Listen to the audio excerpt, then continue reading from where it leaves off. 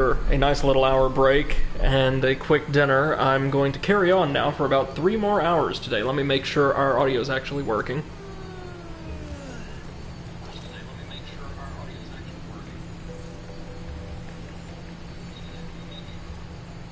Yeah, that seems fine. Again, we may need to tune up the audio as we go, but I think we're set. Now, I actually had a pretty productive little 2 hours and change earlier this afternoon. We managed to make it through the entirety of the game's second world and get all the collectibles in the hub world and first stage of, or hub and first stage of the third world, the Magic Maker's Alpine homeland. It's home to a lot of these really interesting mage enemies that can raise platforms out of the ground or move various elements of the environment around.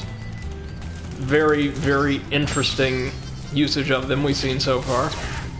Oh, gotta remember these guys are armored.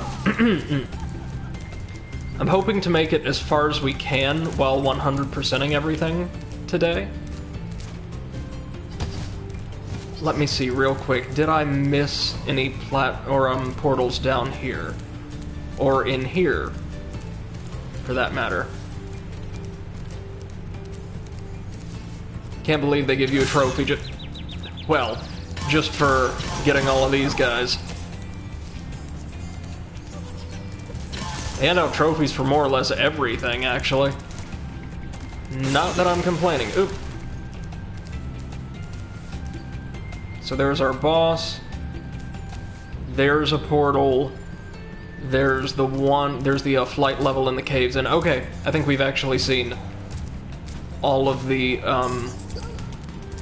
portals for this world, because the general formula so far has been 3 standard stages, 1 flight stage, and 1 boss per world.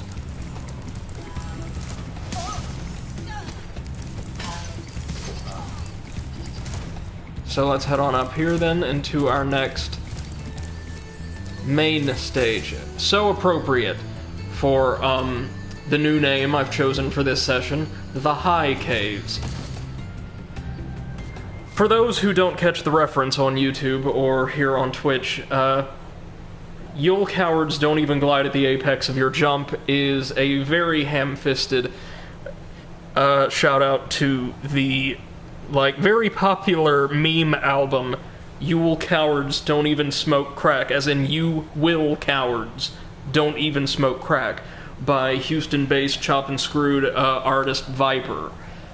It's not a good album, but good God almighty is it an experience listening to. I love Viper. He once released, was it in 2014? I think it might have been, over 300 albums, not songs, full albums in a year. On more than one occasion, I think. Oh, hold on. So, before I keep talking about Viper and crack and all that, we've got another 500 gems, 3 dragons, 2 eggs. And we've got wind mages to contend with this time. Not like they're any more powerful than we're used to seeing. But yeah, Viper released on within a couple different calendar years, literally hundreds of full albums. Now, a lot of them were just previously issued albums, re-released under totally different names for no real reason, or incorporating tracks from other albums under different names. It's weird stuff, but if you're into music and don't necessarily require that music be good, just interesting, I'd recommend checking out Viper's discography. He released a particularly avant-garde song last December called "The Snowman," which is just Viper rapping over the soundtrack, the audio track from like a D-list animated Christmas special from like the 70s or 80s. So he's just rapping for a half hour straight about nothing at all, really, while this terribly boring Christmas special plays in the background. It's beautiful. It's a work of art, really. He did release one genuinely good song for the holiday season as well, "Christmas Ballin'," where he raps incoherently, once again, over what sounds like The music you would expect to hear accompany an ice stage in like a PS1 era platformer or an Ape Escape game or something like that. Ooh, look at this. Oh, the answer to this is actually not... Oh, we died. Imagine that. But the answer to the spider is not blasting it with fire breath. We're going to have to ram it from behind, I suppose. So kudos to Spyro. It has given me a few deaths, even though I'm playing characteristically carelessly. It is not just a cakewalk, though. I'll give it that.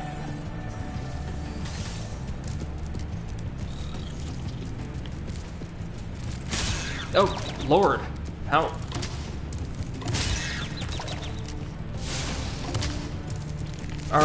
Are we, like, not supposed to do anything with you at all? I'm thinking that may be the case.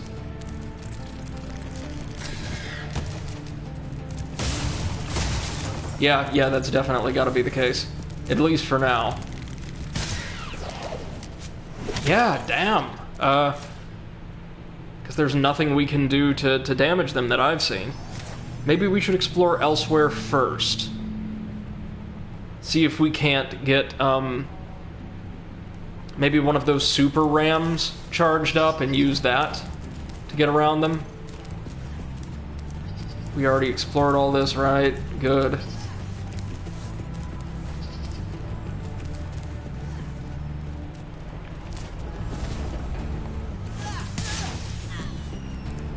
There we are. And that's, I take it, where the spider caves lead into. Ah, screw it. Let's go try the spiders one more time.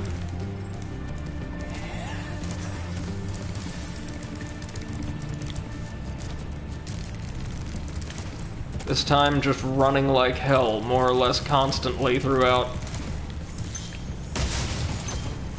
There we go.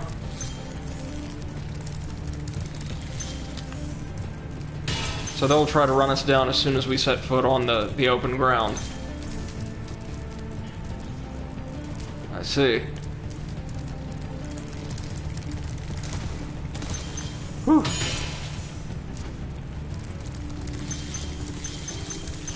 We get another dragon up here, that's very nice, but did we miss anything back in the cave?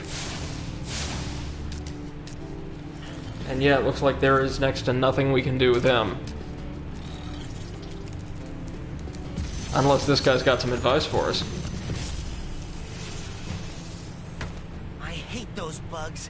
When I become big and strong like you, I'll squash them all. Until then, remember that supercharge makes you invincible.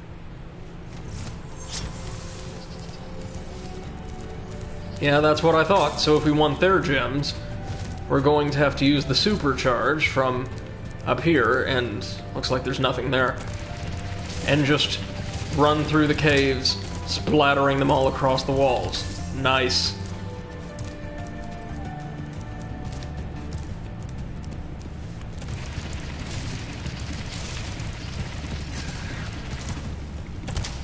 Oof.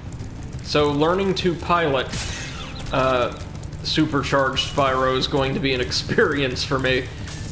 He does, as you'd imagine, move very quickly and actually turn rather inefficiently.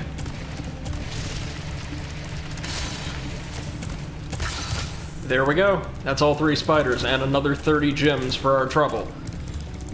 Good stuff.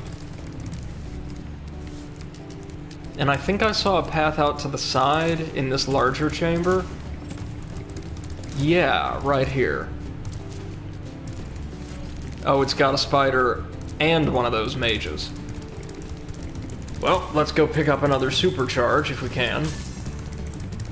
And if we can't get up there because of the stairs, maybe if we defeat the mage, the stairs will recede. In fact, screw it, let's try that right now.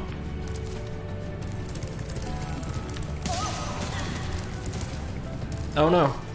No, it just...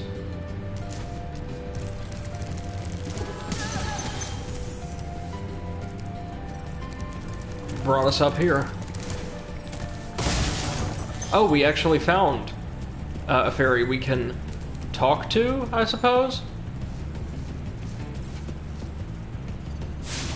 Or who made us friggin' invincible and powerful enough to dispatch the spiders. That's what I'm talking about. Oh, so the ram still is ineffective. We got the arachnophobe trophy, though, for killing all the spiders. It's good to know that the fairies can give us a bit more juice, or our fire breath a bit more juice, anyway. Now that we've actually cleared out the caves, let's see what else we've got here. Nothing, looks like. So let's head on back down and try to reach the little courtyard that I think it was Ajax's prison was. Oh, no, no, no, no! Ah, Christ!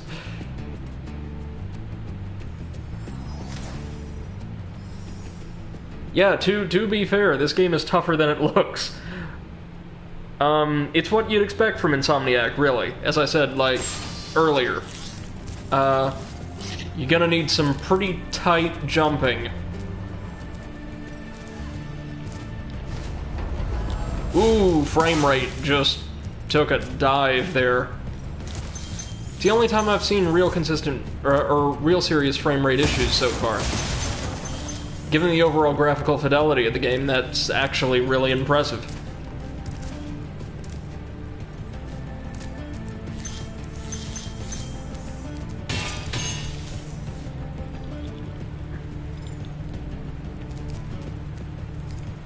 Now, what do these fairies do? I'm sure we'll find out. I don't want to test it by just taking a leap of faith, though. Couple gems over there, and...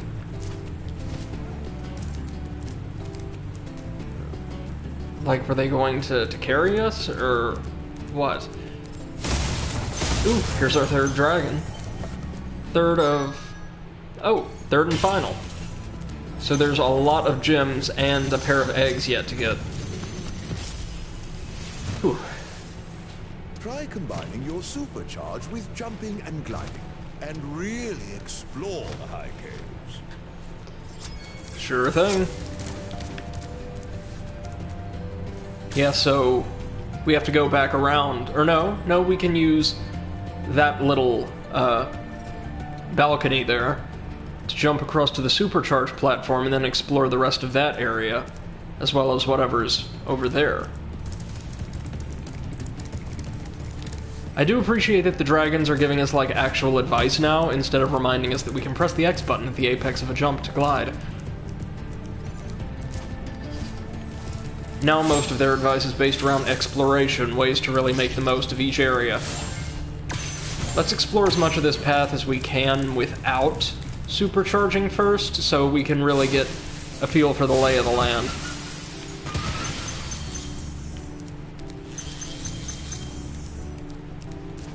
And that is a ton of gems. Nice. Is that all we've got?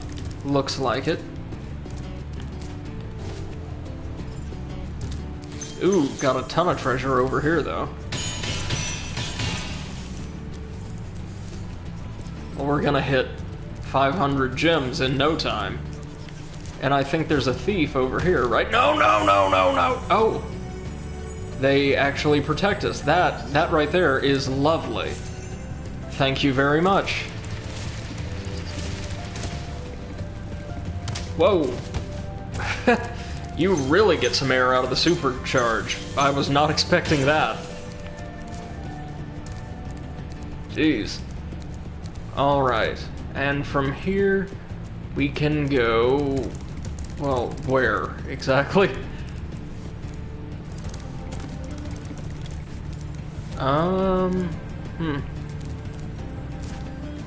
Alright. The fairies will help us out here. That's good to know. Very good to know. They kept me from losing yet another life here. Oh! Okay, so we cannot glide, actually, when supercharge is active.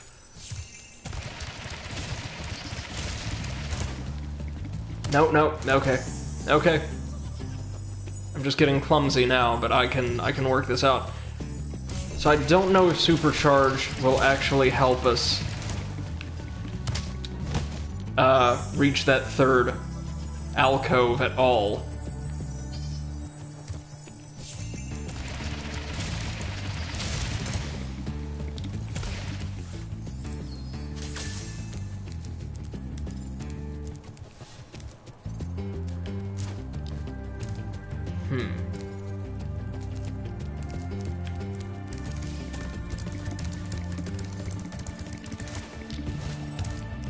I do appreciate the dynamic soundtrack. That it sounds really good once you get some momentum built up.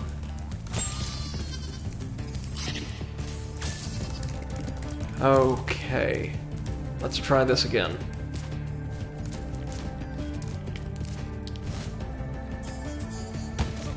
Oh, just barely miss.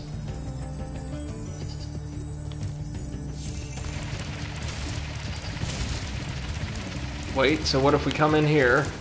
Yeah, no. I was going to try turning around and seeing if that would have any impact.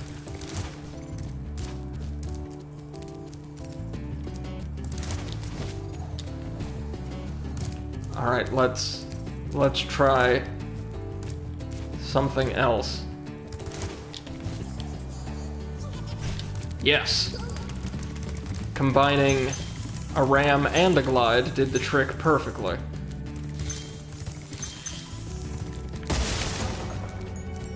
We can get after him in a minute. There's tons of treasure back here. Whoa.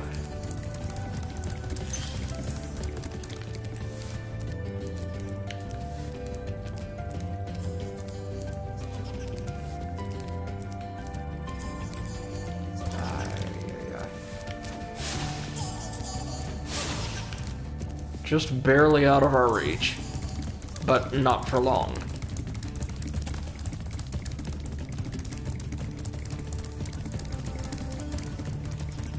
Like, if you didn't care about getting anything, or getting everything, I would imagine this game wouldn't take long at all, but going for 100%, we're going to get some good mileage out of this.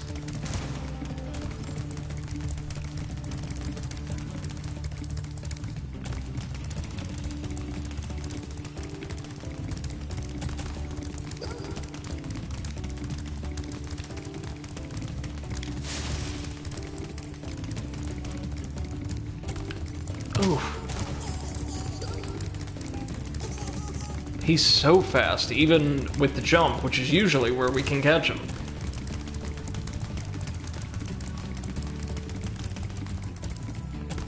There we go. None of those have been super challenging, but plenty of them take a minute. Alright, now that the egg thief is down, what's next on the agenda? Well, getting lifted back, of course. But then trying to reach that little outcropping over there.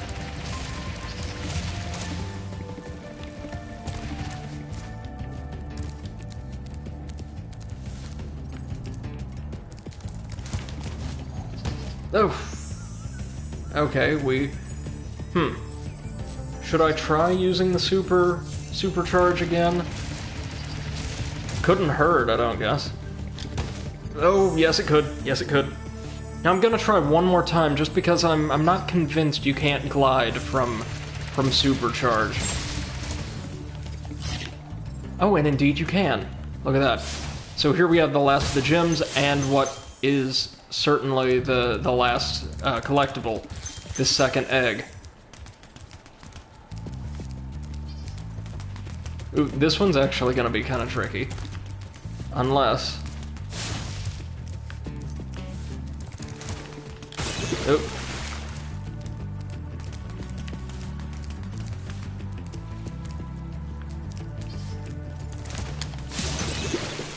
Took a hit, but we got him.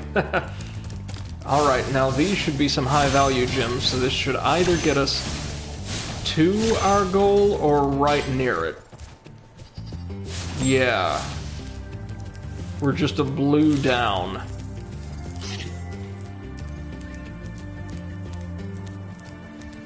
Well, let's just really comb this area and see if we can't find it. Okay. So I'm not seeing anything here. Guess it's time to go back to the quote-unquote mainland.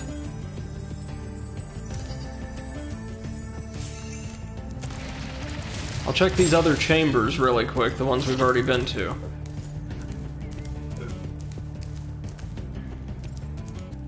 But if...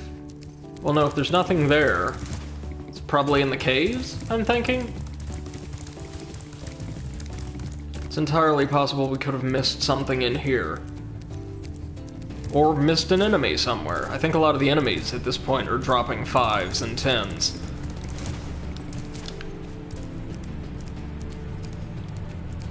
You'll forgive me if I sound kind of sluggish. I'm a little tired coming off of dinner.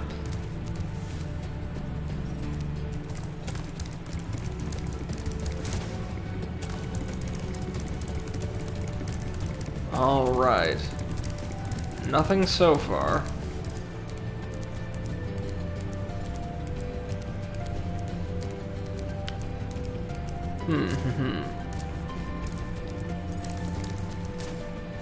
Might not be in the caves, actually. Because I remember scouring the lower sections of the tunnels pretty thoroughly.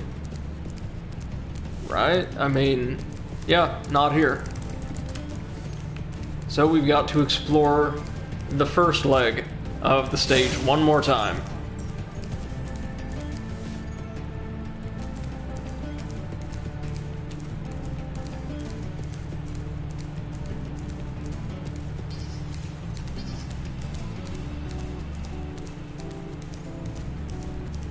Oh, look at Spyro prancing around. All the detail of his character is so adorable.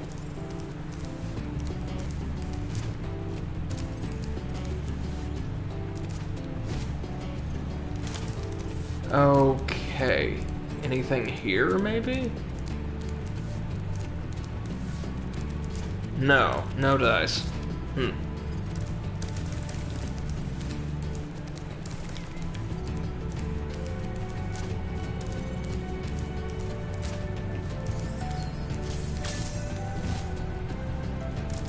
Oof, just made that one.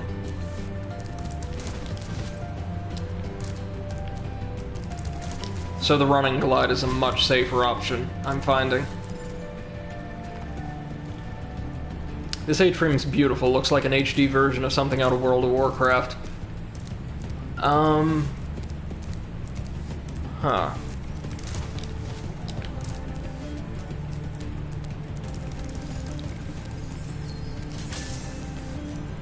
Anything around here? No.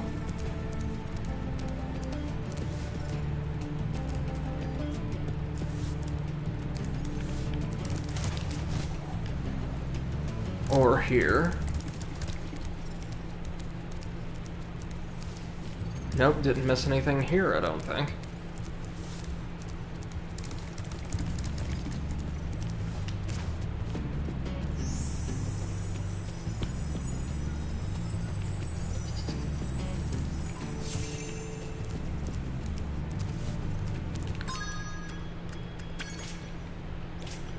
Hold on, is there like a skill point that we can... yeah, there we go, see.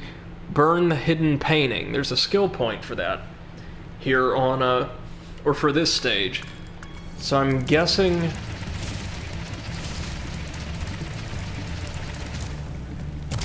that our gem could be hidden behind the painting? Or like a little cache of gems and other goodies? Just spitballing an idea here.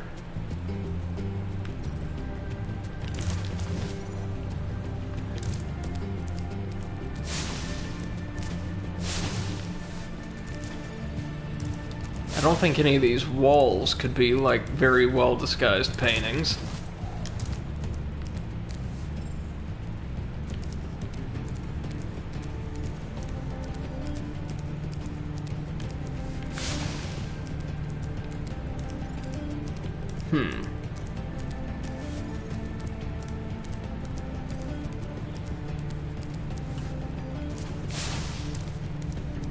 I'm just trying to zap anything that looks different.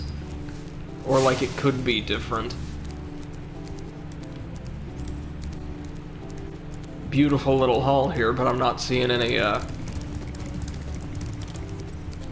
paintings. I swear that's it. We've gotta find the painting, and therefore we'll find the last gems.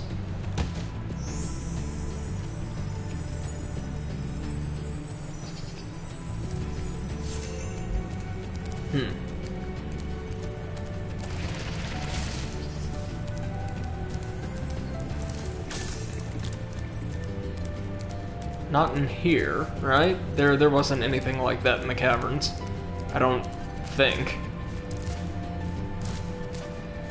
One more time back through.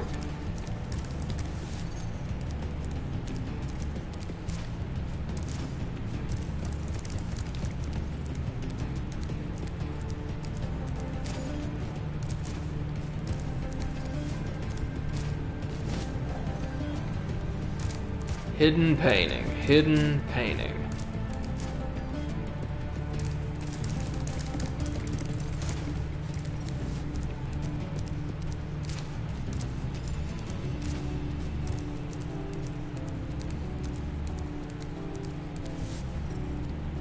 Yeah, so it's nowhere in the caves.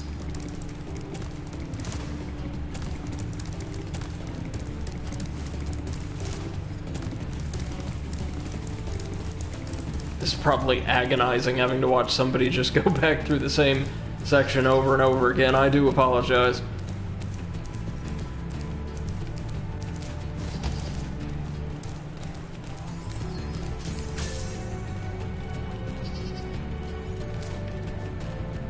Anything over there on that side of the mountain? No. I don't think so, anyway.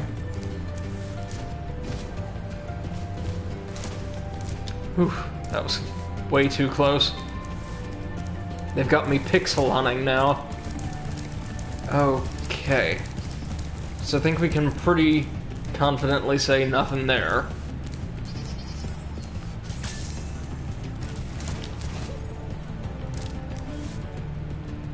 So our last hope has got to be this little hall over here.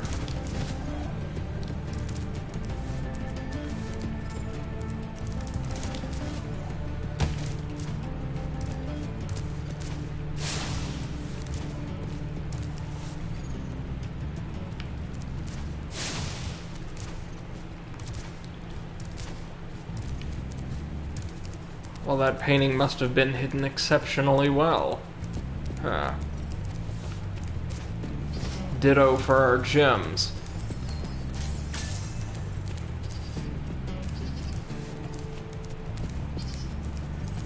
Alright.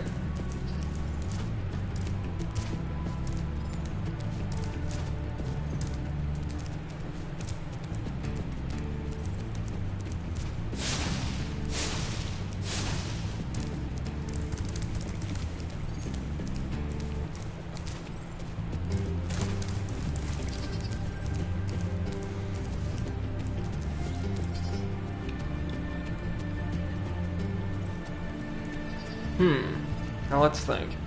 Did we explore everything over there? If not, it's worth one more little look-see. I think.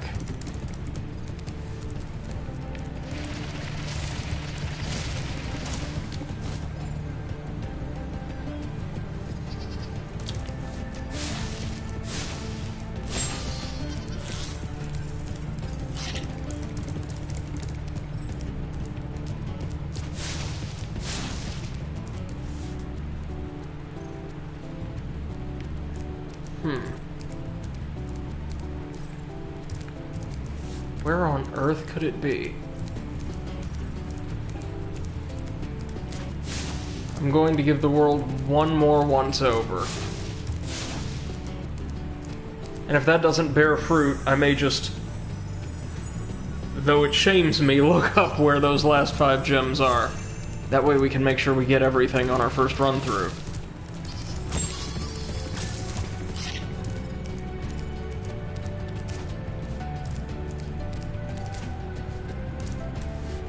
Ah, but you can't go back the standard path. Alright. Whoops. Alright. Let's thoroughly comb every single wall in this place. So nothing there. And nothing there. What spiders would want with fine art, I've no idea.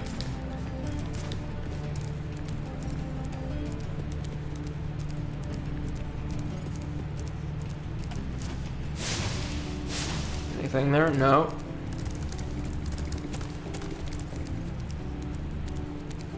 So now we move down a level.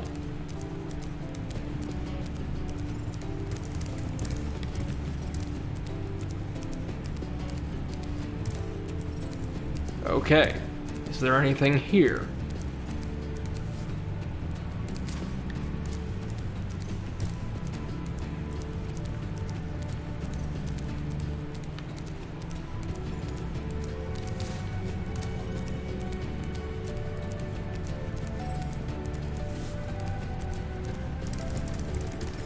Not that I'm seeing. Huh, this is very cleverly hidden.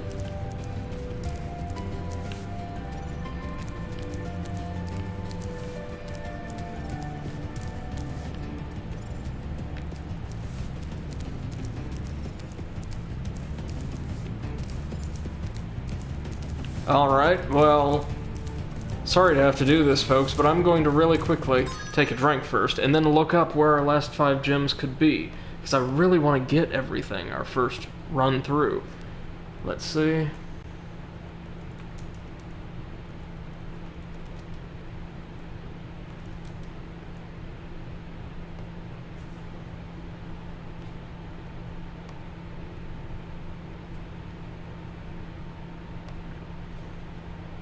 Let me see. Sorry, here we go. Ah.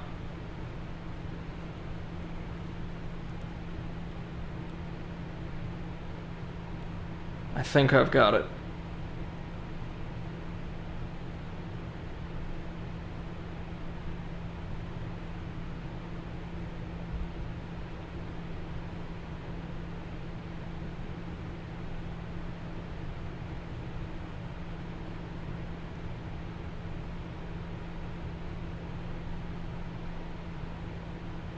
Hold on, folks, I'm...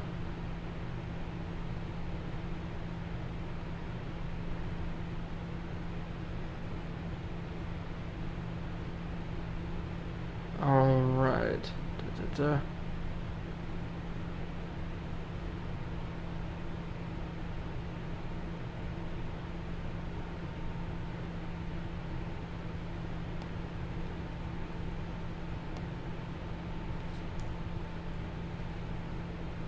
One moment. I know where our skill point is.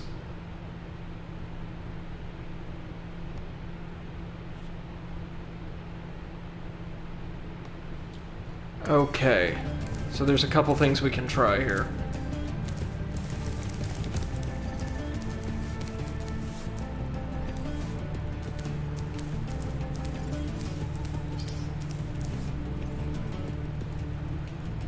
Hold on.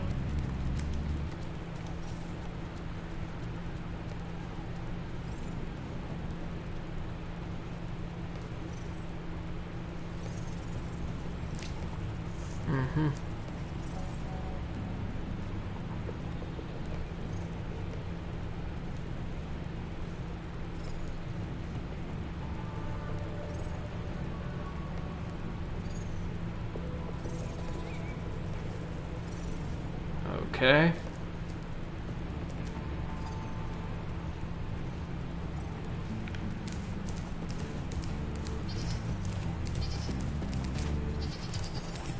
So now, if nothing else, I definitely know where the painting is.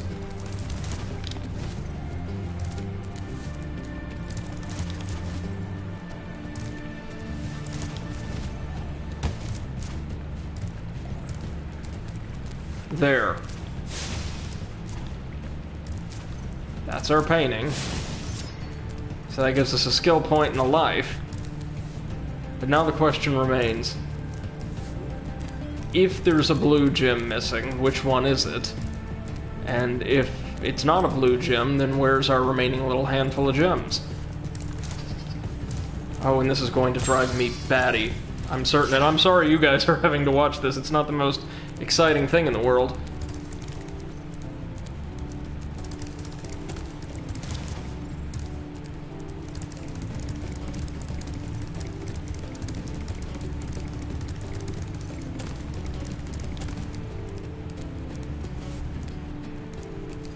I don't think we missed a single thing in the cave.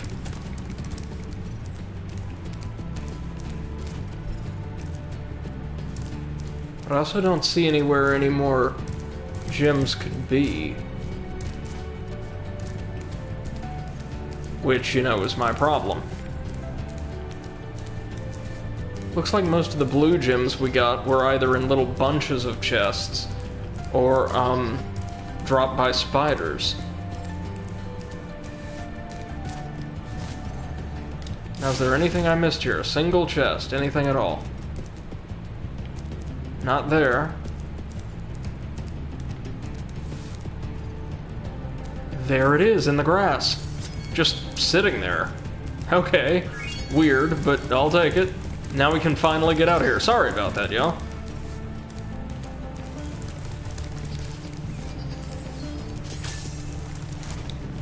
Oops. Oh, and we lose a life. Of course. I've lost so many lives on this stage. I forget, you have to release the charge button before you press the glide button.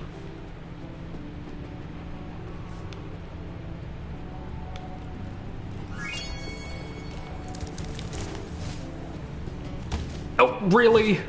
Really? Oh, man. Well, this is going exceptionally well.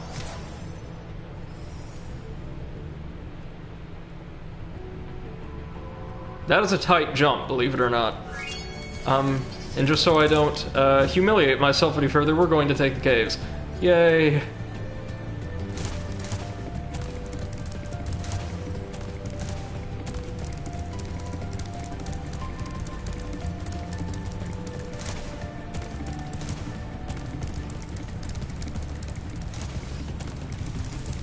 Alright.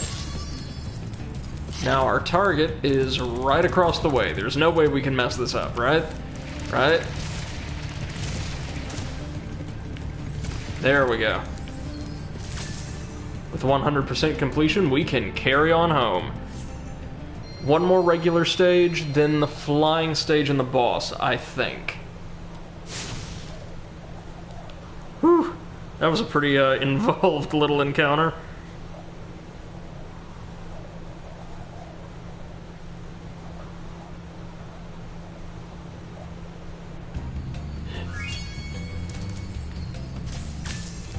Alright, that's 100% completion. Let's carry right on. With some application of the supercharge. Oh, here's our flight stage, the crystal flight. If they're anything like the others, there should be 4 different objectives we have to meet. Probably gonna take us a couple tries to get them all in one go, but these stages generally have been a nice little diversion, so I'm excited for this one.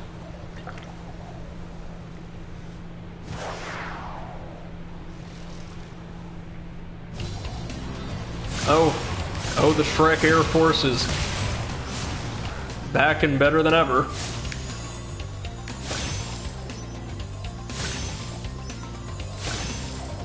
This time we've got a bunch of different objectives that seem to be a little bit less centralized than they were before.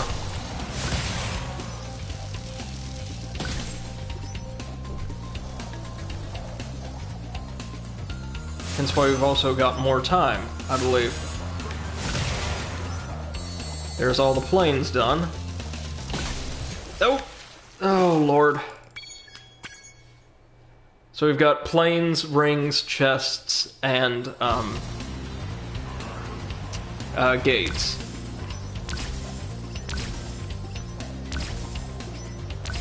Slightly more colorful rings this time around.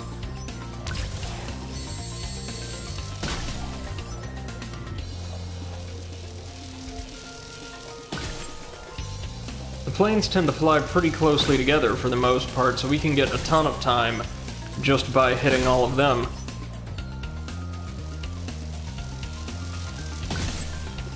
And we're going to need it, it would appear.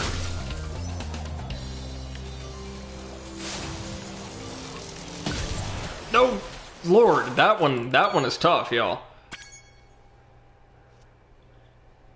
It's right near a wall, one of those protruding crystals, and, like an inch away from the water. And I'm very, very tired, for whatever reason. I had plenty of energy, during the, slightly earlier afternoon stream that concluded just like an hour and a half ago. But, I don't know, I guess because I had kind of a big hearty dinner, it's left me a little sluggish. It's unusual.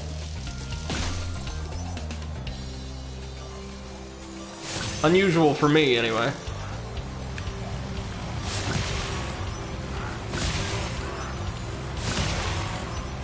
Yeah, these guys give you plenty of time.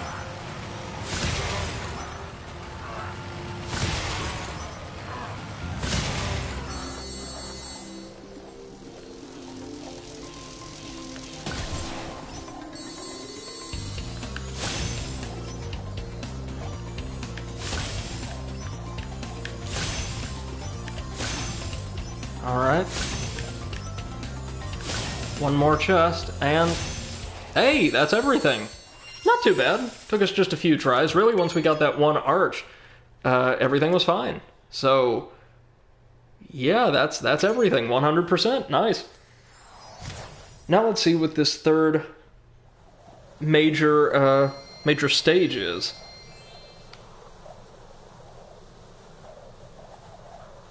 And then the third world's boss, which I'm really interested to investigate, because the first world, if you recall, had Toasty, the basically non-existent boss, and the second world's boss, while really simple, did at least test a couple of different mechanics and use different attacks dependent on the phase, and, well, constitute an actual boss battle, albeit a very, very simple one. So I'm interested in seeing where this goes. Or where Blowhard goes. Here we are, Wizard Peak.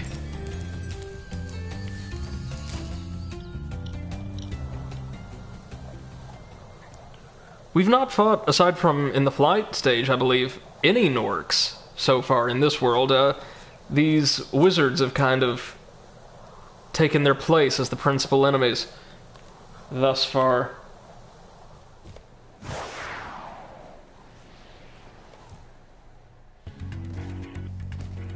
Oh, but speak of the devil, here they are. So, it's, yeah, the standard for this world. 2 eggs, 3 dragons, 500 gems. And we actually have some Norks again. These bigger purple guys, this time with a club. I think we saw some enemies that looked like this in the second world, right? In the ice caves.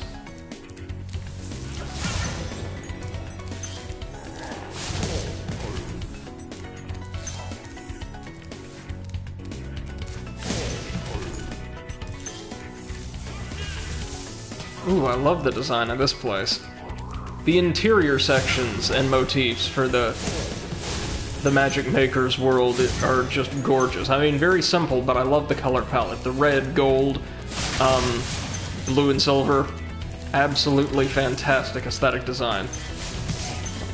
And 1 second, I just want to make sure we are playing with the Reignited soundtrack, right? Yeah. Ooh, there's a lot to explore here. Hopefully we won't get quite so turned around as we were in the last full stage.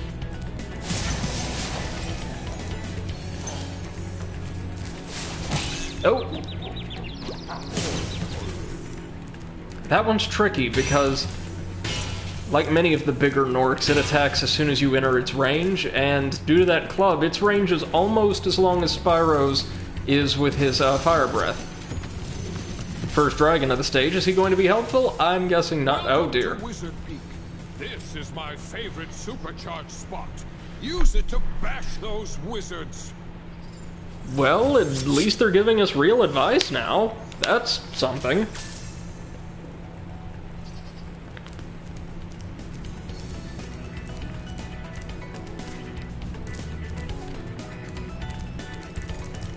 So before we carry on, is there anything else we can do here? Are we going to have to come back? Probably the latter.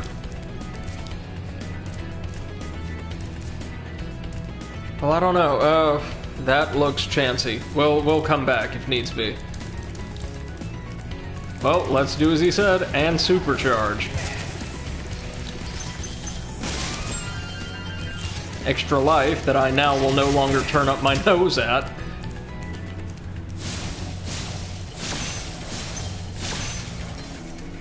I do like all the different, like, little varieties of gem containers. Some require you to charge them, some require you to use your fire breath.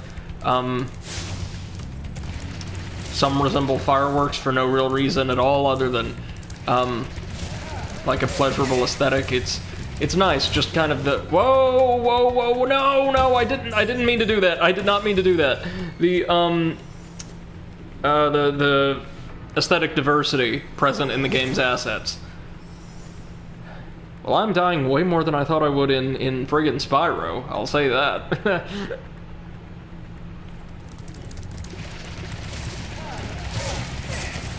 Though I'll also say a collectathon usually, at least in my experience, invites really foolish, risky play on the part of the player, because, well, you're trying to experiment around with everything and see what you can do. Let's try doing that properly now, shall we? Well, we were almost there.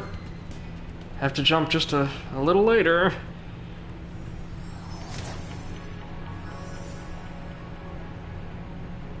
So unlike the earlier worlds, this one just has bottomless pits everywhere. Fitting for the mountains, I guess.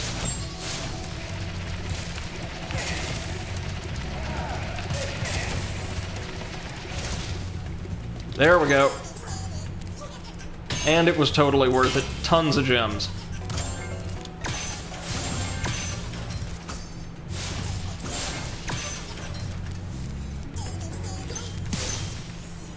And one of our egg thieves is back there. We got the egg hunt trophy that seems to show a photo of this stage as its icon, so maybe it's for finding that specific egg? Who knows? Can we make it? Yes, we can. What? How on earth did I take that hit?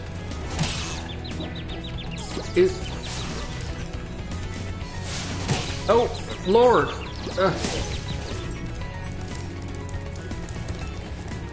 What on earth?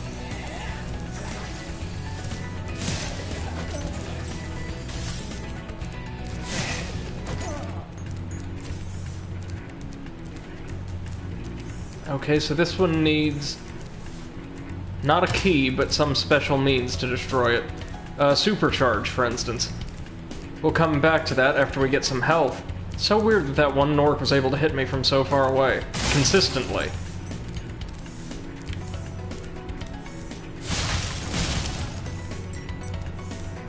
Oof.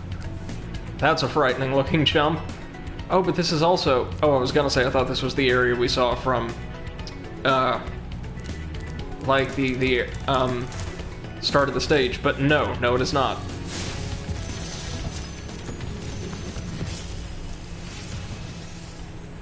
Well done, Spyro.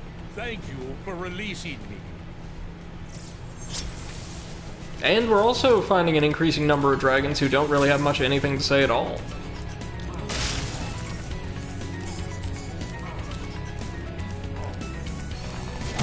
What? Okay, so that's not just me. I guess a Nork was supposed to be there, and its model never loaded. Because that is the third time I got hit by whatever that was. Yeah, no, there it is. Huh. That's weird.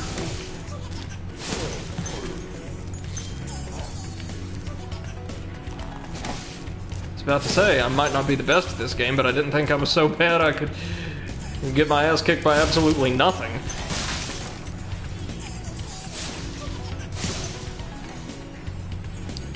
Egg thieves in this stage need to step their game up a little. Both of them have just been sitting ducks. Hey, MC2M, how's it going, man? Welcome back.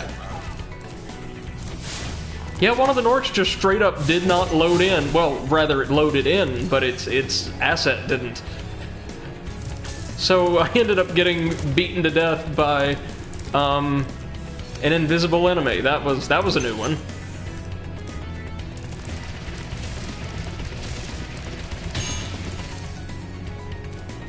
MC2M says, I was invited to play Satisfactory. I could not resist. I don't blame you. Apparently, it is an incredibly engrossing game. This Let's Player I follow has a series on it, and I've been meaning to check out his content for Satisfactory, but I just haven't gotten around to it quite yet.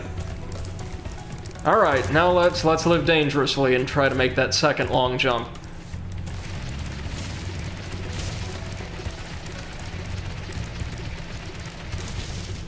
Woo! Man, the air you get off of that is just unreal.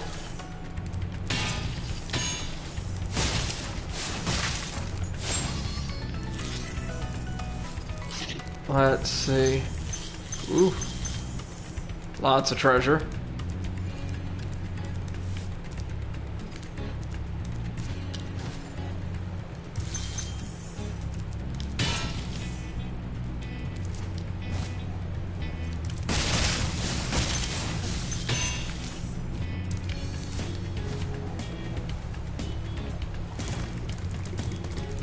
So the Norks really didn't try to store all the treasure they stole anywhere. They just kind of slung it all about, including locking 1 or 2 pieces away, like more or less individually, in a million different chests, some of which look like they would have cost way more than the treasure itself to guard. So I think they did all this just to troll, or I guess goblin in this case, the dragons. I approve. Oh.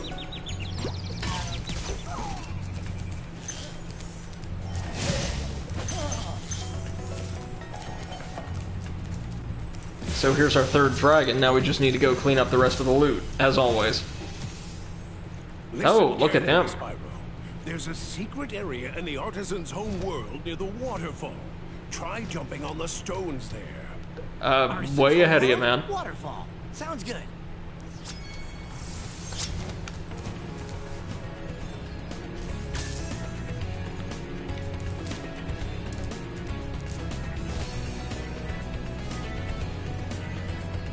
So let me see. When we go back through, well, first things first, we need to get rid of the wizard. But we're gonna come up here, right? Then we're going to hang a hard left and we're going to jump and flame this guy. That's step 1. We're gonna have to repeat this process, it looks like 2 or maybe even 3 times, if we want to get all the loot here, which of course we do.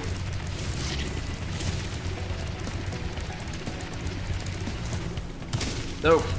It's close. We've got the right idea.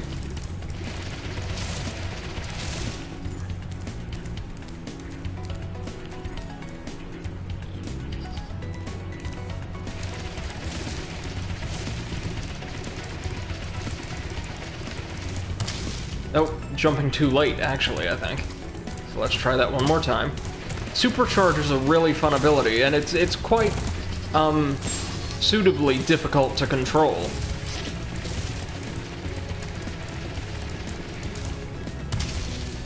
Or can we actually not make that jump?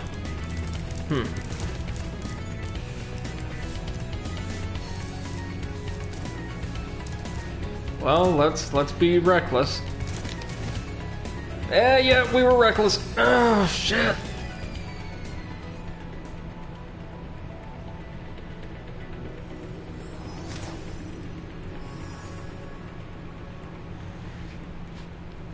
This is the first world that's just had scores of bottomless pits with treasure placed directly across them.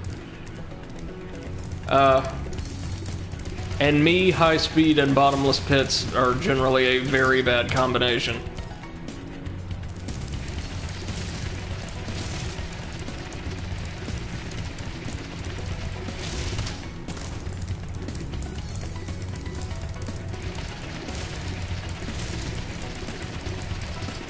I think we got the right idea, generally.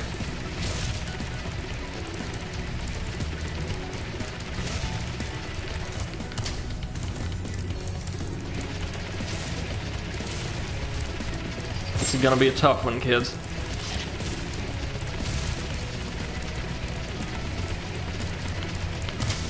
Ugh.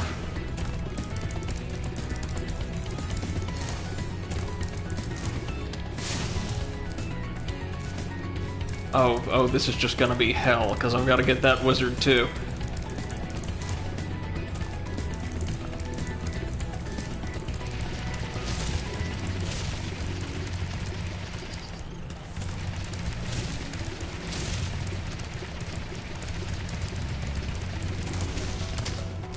So close. So close every time. I don't think I'm intended to jump from here. Right?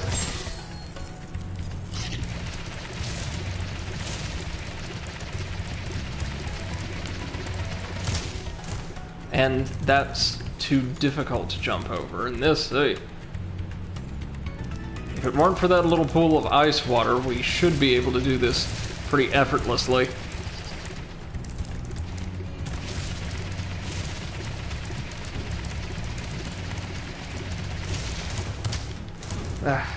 Gotta find the exact distance from which to do that, because I know you get some insane height off of those supercharged jumps. I just don't know what the best distance for those would be. Or do we not get quite enough boost?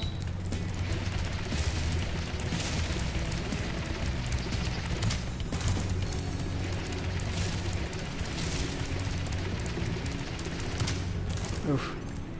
Maybe we could try going out the window first, or across the bridge, rather.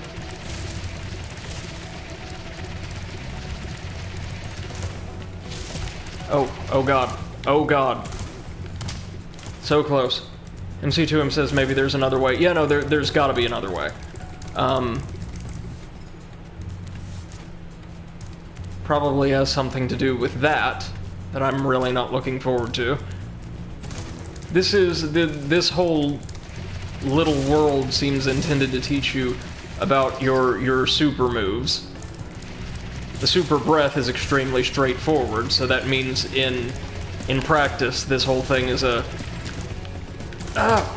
you just go so fast toward the end of that, Jesus. In effect, the whole world is a supercharged tutorial. Which is fine if you're really good at controlling objects moving at high speed with dexterity, and I am not. MC2M says that's not the right path.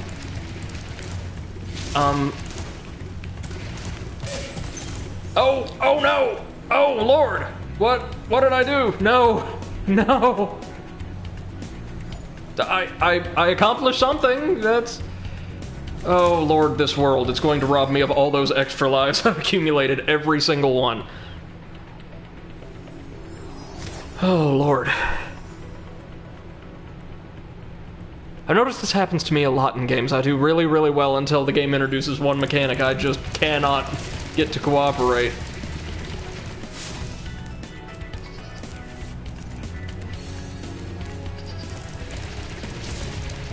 So I don't think you can pull a similar trick with this guy.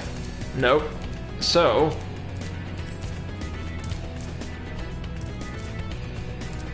what's on the other side of this?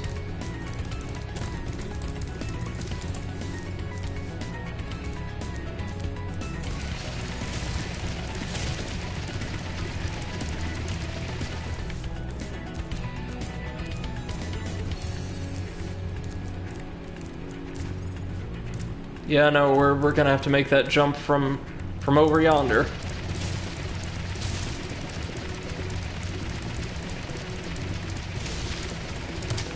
Ooh, wait, I think I got it.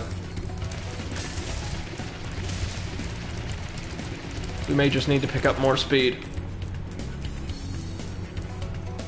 Because the original speed wasn't enough, or was too much for me. More speed is certainly the answer, right? Okay, so I'm convinced. That is... Oh no, we have to... I see. Okay, I think I've got it now.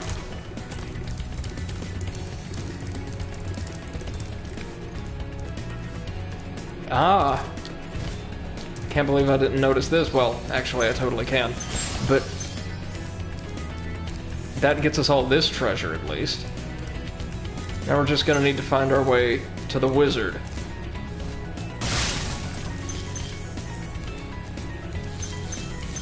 And this might be it. Yep. The level design in this game is really ingenious. There's a lot of little side paths and nooks and crannies and things that at least I would completely overlook at first glance.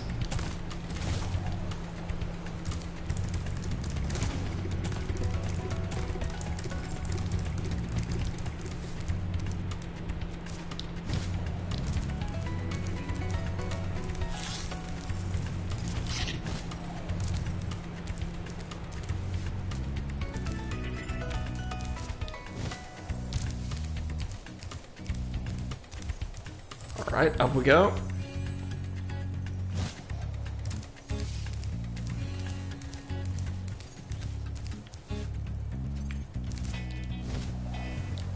There we are.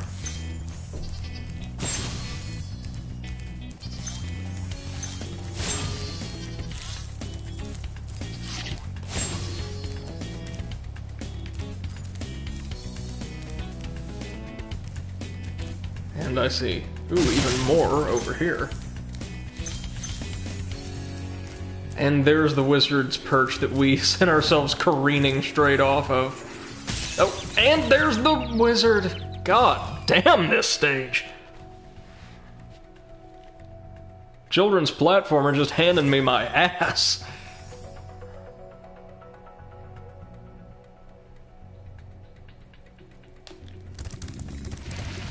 Well, at least we finally know what to do. Like 7 lives in the hole.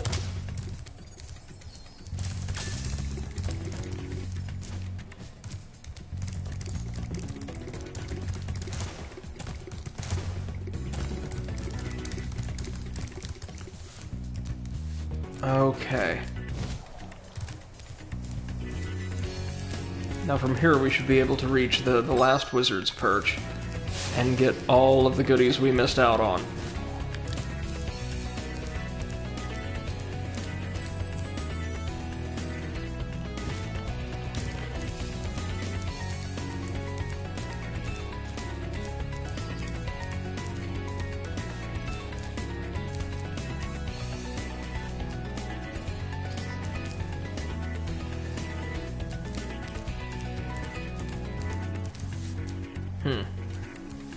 Hold on, I need to make sure of something before I throw myself off a cliff again.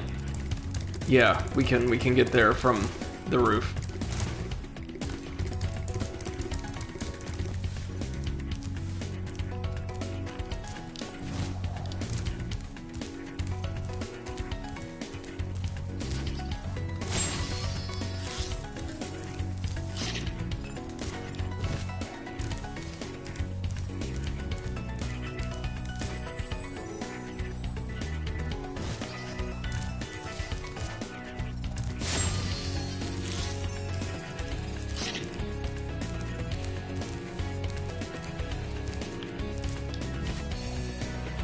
There we go. Gotcha. And that's all the gems. Whew. Probably the most challenging level to get 100% on so far, but we got it. Meaning now I think we're ready for Blowhard. The world boss. Whew. I'm not gonna complain if we get an easier boss after all that. Well, actually, I probably will. Y'all know me, but...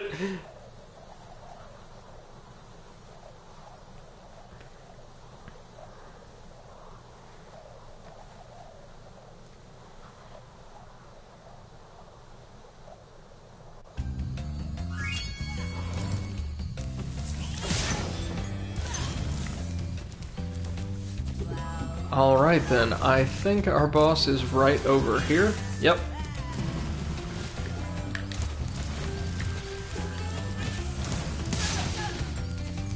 Alright, boss time, I think. Let me double check. Yep.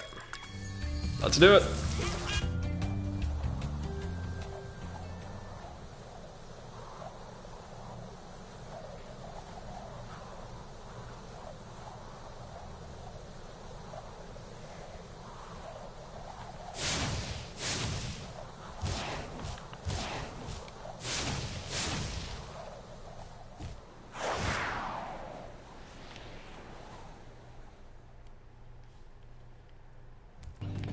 Still, okay, 400 gems. And, of course, as ever, with the boss stages, just one dragon.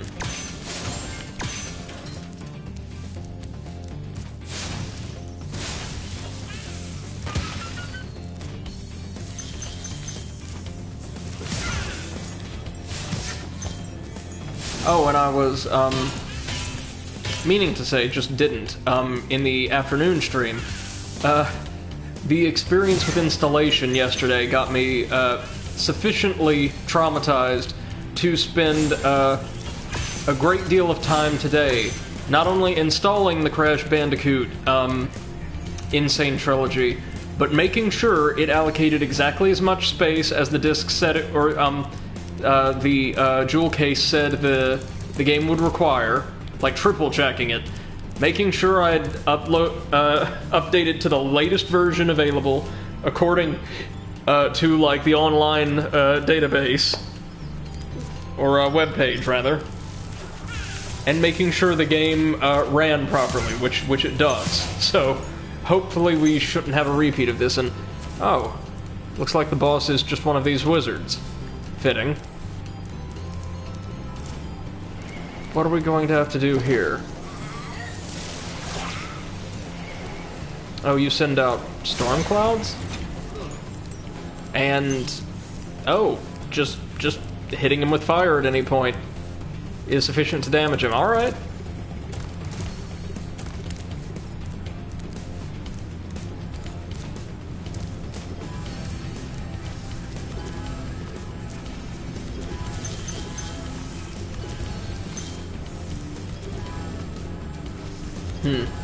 So priority, of course, is taking these guys out to stabilize the environment.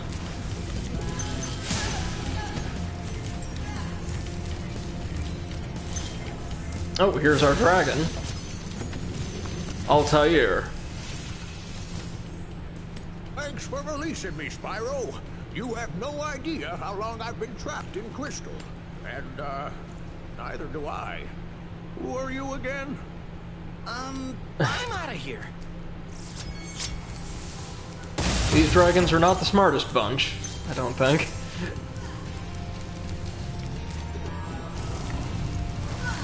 Then again, they're fighting a general whose most trusted lieutenants include a sheep on stilts and whatever Dr. Shemp was supposed to be, so I guess it's a pretty evenly matched playing field so far. Ooh, yeah, give me all that treasure. And an updraft. Nice.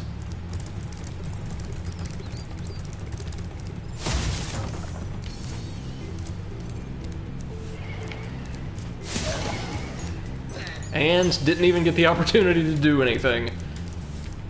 How's that for an archmage? Now let me make sure. I think it was just to help us get back to this platform if we fell off. But let's double check that the updraft doesn't get us anything or take us to a height sufficient to reach a secret platform. It does not. Love the design of this stage, though. all of the alpine windmills about. Very atmospheric, very kinetic. It feels pretty exciting, even though it's a pretty chill stage.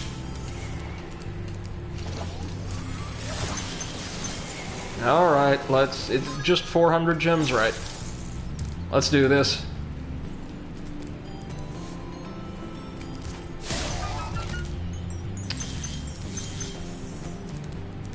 Yeah, that sure was a Spyro boss. Hardly had the time to do anything. And we got all our gems. With that, we've 100%ed World 3 and earned the Gatherer Trophy. Alright, let's head home and vow never to speak of Wizard Peak ever again. MC2M says it has a lot of atmosphere, this stage. Like, in all seriousness, though, a lot of this game does. Like, it feels like a fairly well-developed and conceived fairy tale world. Like, this isn't... They didn't just go with random environments, they threw junk in, like, say, your average Bubsy game. Alright, let's head on off to the lands of a fairly disturbingly named tribe of dragons. As I said in the noon stream, or afternoon stream, Beastmakers implies to me either we're going to be infiltrating some kind of dragon genetic engineering program, or a dragon, like, brothel, and I'm not entirely sure which one of those possibilities is more disturbing. Well, here we go, Beastmakers. No backing out now. I honestly have no idea what this stage's theme is going to be. Like, maybe hunters or game wardens or something?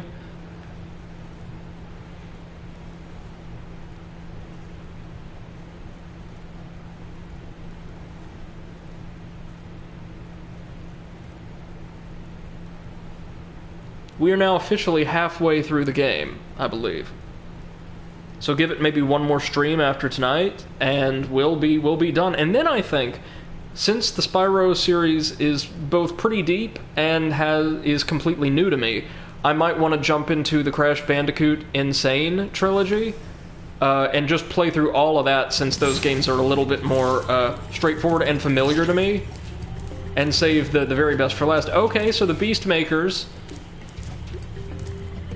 live in, well, basically the Bayou. Alright, so 300 gems, 2 dragons. Got it. Well, I was not expecting this. It's beautiful, though. Again, we've got a brand new color palette. The Shreks have stun batons this time around. Not that it helps them. The Terrace Village. Oh, and I never noticed this before, but each world has a unique aesthetic design for its, like, little portal archways.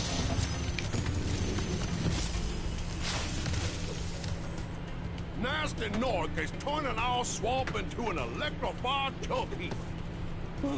And it used to be so beautiful. I'm sure it was.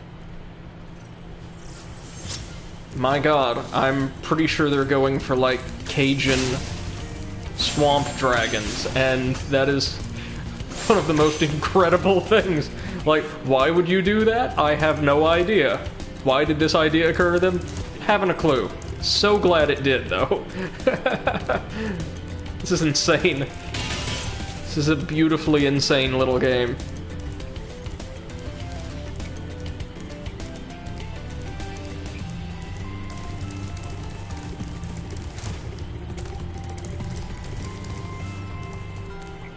So we've got Terrace Village, we got Misty Bog. Oh, those actually can hurt you. My bad. What? Okay. No, are you kidding me? I am so bad at this game. So bad.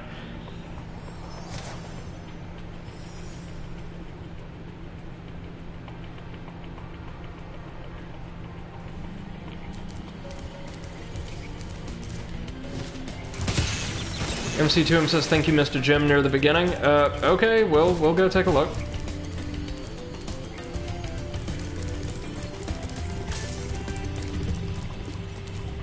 Oh, yeah, a couple in the weeds. There we go. Thank you for that.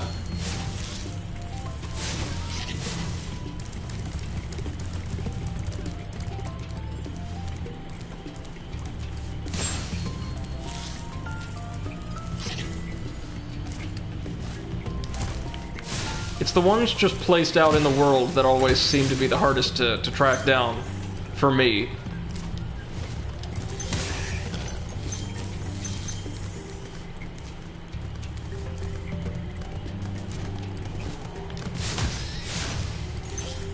Yeah, this is like definitely Louisiana or like, well, they're using Mesoamerican motifs, but really the environment's like Louisiana or like a Caribbean marsh or something.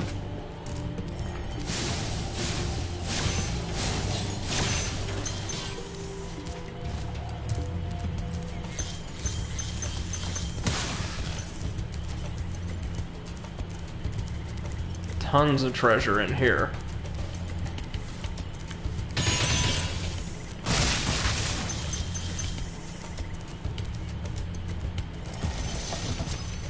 Cletus the dragon.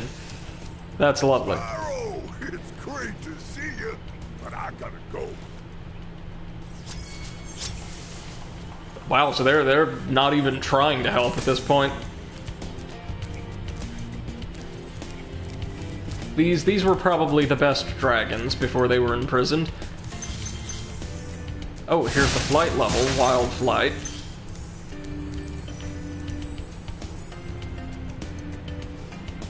Let's reverse flush ourselves out of the well. And oddly enough, it seems like they hardly ever put any, like, gems or other collectibles behind the portals. Like, if all my years of playing platformers had taught me anything, it's like that's one of the first places you'd want to look.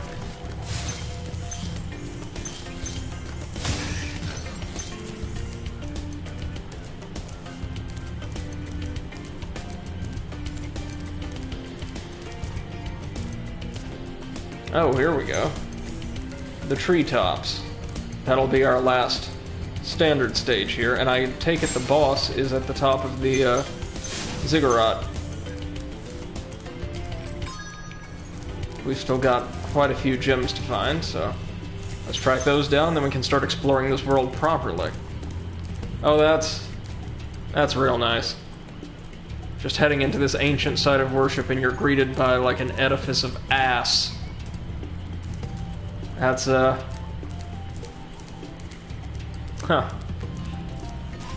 Was not expecting that, honestly. Metalhead. Oh, that sounds interesting.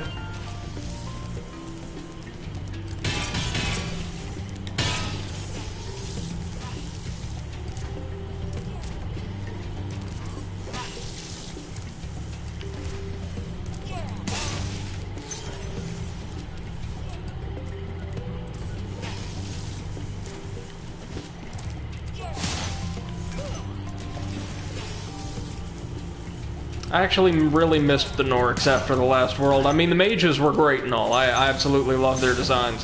But these guys have so much personality. It's really hard not to love them.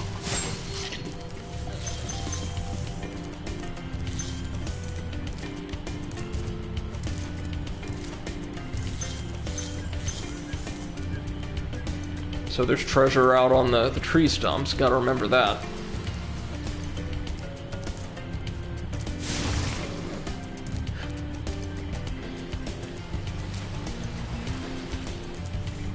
Okay. Gem by by the hot air balloon.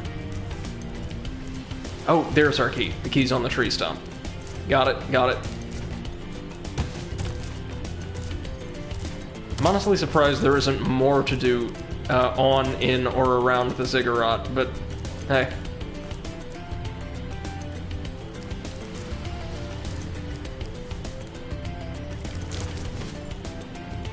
Yes, yes, yes. Whew. Oh, man.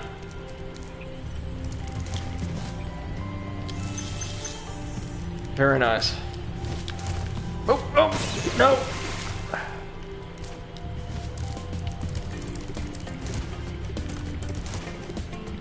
Alright, let's get this little guy.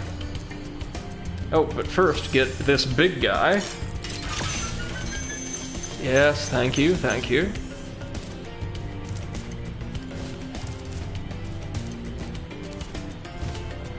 Then that should be our last gem.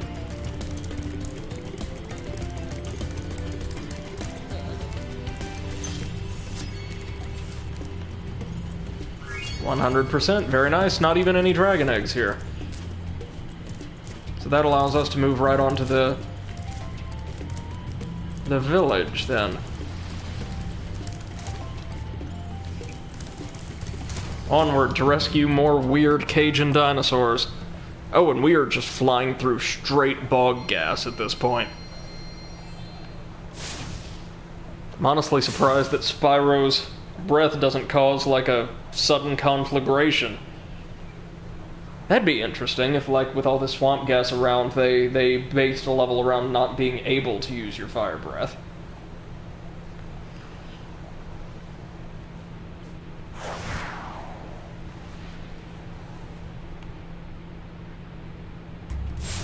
Ooh. They've got, okay, so just 2 dragons, 400 gems.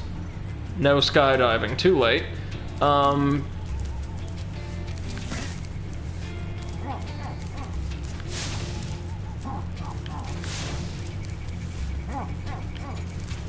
Okay, let's try and bait him into attacking. Ooh. Like a lot of these bigger guys, his attacks come out very suddenly. But if we time it just right, ours come out even more so.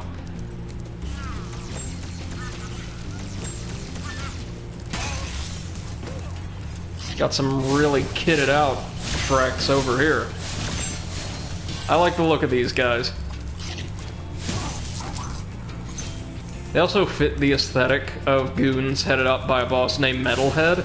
Like, they're wielding pretty advanced tech, but it all looks very kind of crude and not exactly designed with aesthetics in mind.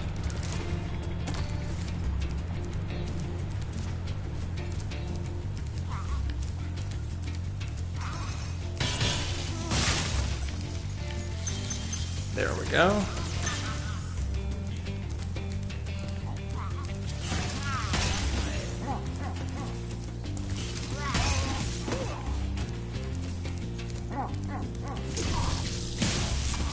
Dodge roll's gonna come in real handy with those guys, I suspect. Hey, there we go. Jesus, just look at the sky in this place. For this entire environment to be that green, do you have any idea how much, like, noxious gas or, like, other odious substances have to be present here?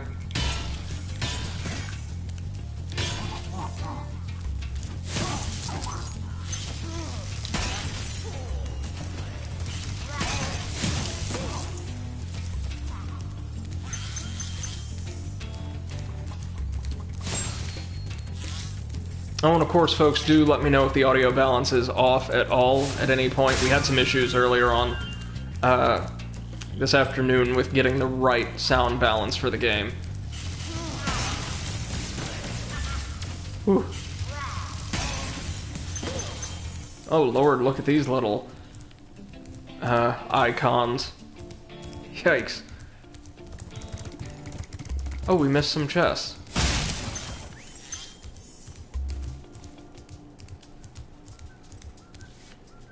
Did I miss anything else? Not that I can see.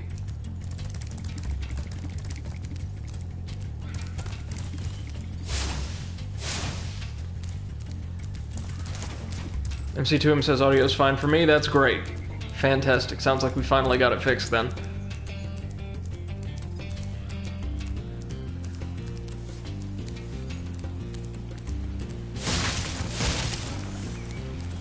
One second, taking a quick drink.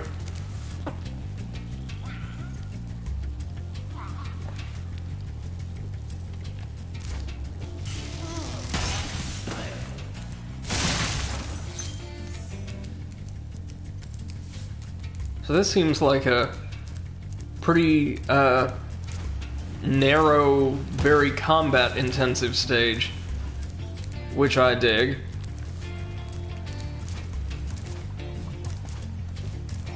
Oh, here's our first Cajun dragon, Claude. Watch out, Spyro. The Norks in these parts have discovered the power of electricity, and it really stings. You don't say. Thanks, Claude.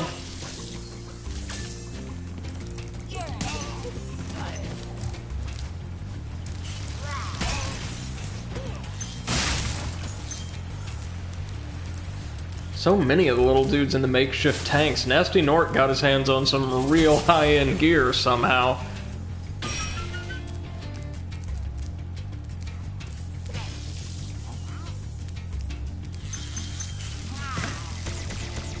Ooh. Oh, Lord.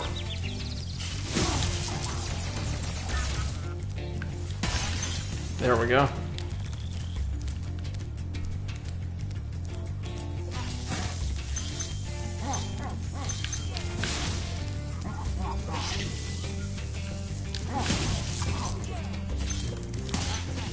There we are. Now we just need to find, or get to, that firework, and we can crack this bad boy open.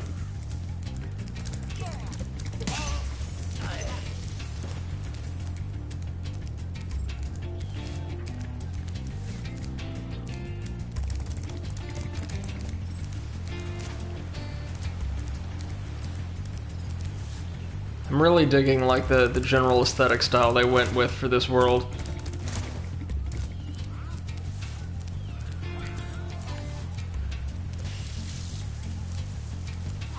Like Aztec Temple. Oh, jeez. Aztec Temple meets Bayou.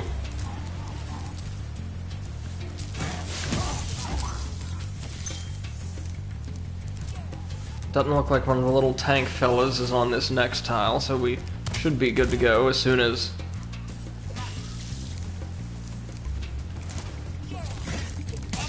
There we go. Perfect. And there's the other dragon. Noticing fewer and fewer dragons in many of the main stages as we carry on. Oh, Lord. Spyro. One day you'll be able to tell all the dragons about your amazing adventures. Sure, but what I'd really like to do is get out of this swamp.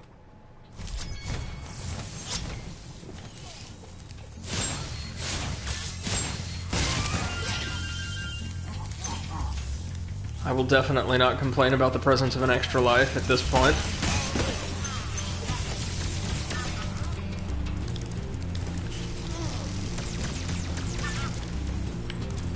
There we are.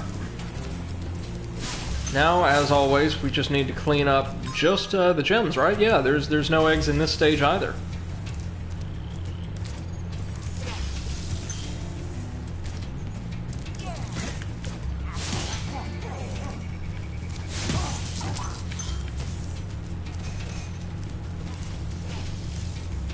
Hey, Maisie, don't worry about it. I'm just glad you could join us again. I took a little bit longer getting back from break than I anticipated as well. So yeah, no worries there. Oh, gems we missed earlier. Good thing I came back around. Or gem, rather. Just the one. And welcome back. Welcome back.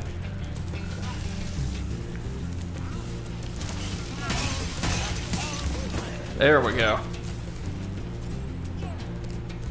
There's the exit portal.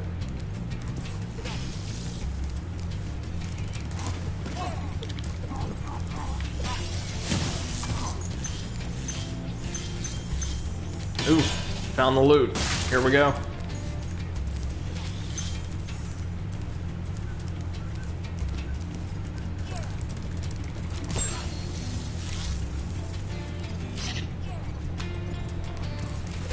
Oh, that's lovely. Macy says, I got to order some stuff for a good friend. Excited for them to get it. It's a birthday gift. Well, wonderful. And an early happy birthday to your friend.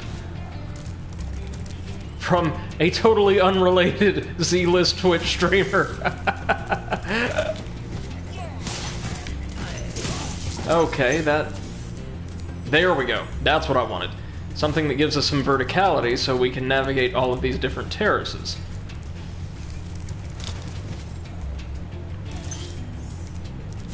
There's...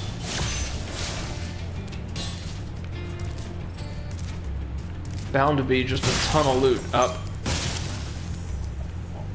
on all of these suckers then. Yeah, we need to get over there, so maybe through here? Yes, through the room that has the exit portal.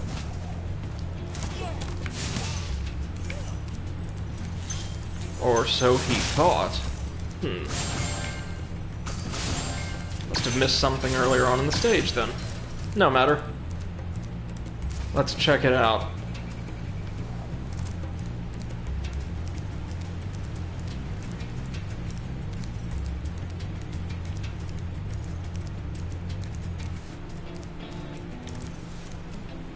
MC2M says maybe a tricky flight. Yeah, maybe.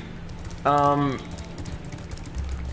well, good thing I came back anyway, because I remember now we've got to make sure we get over to that firework.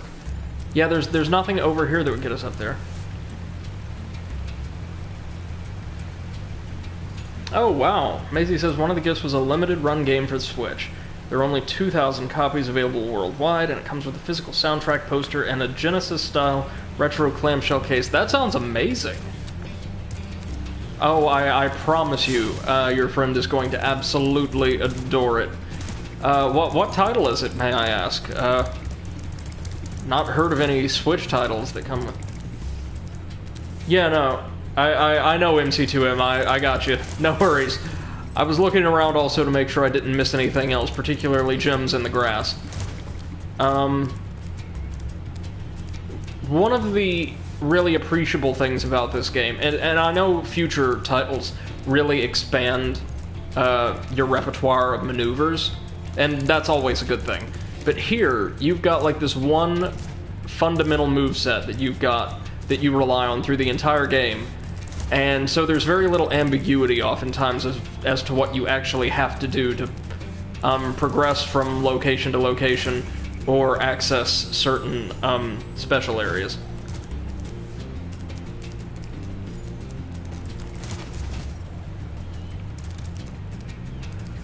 Alright, now...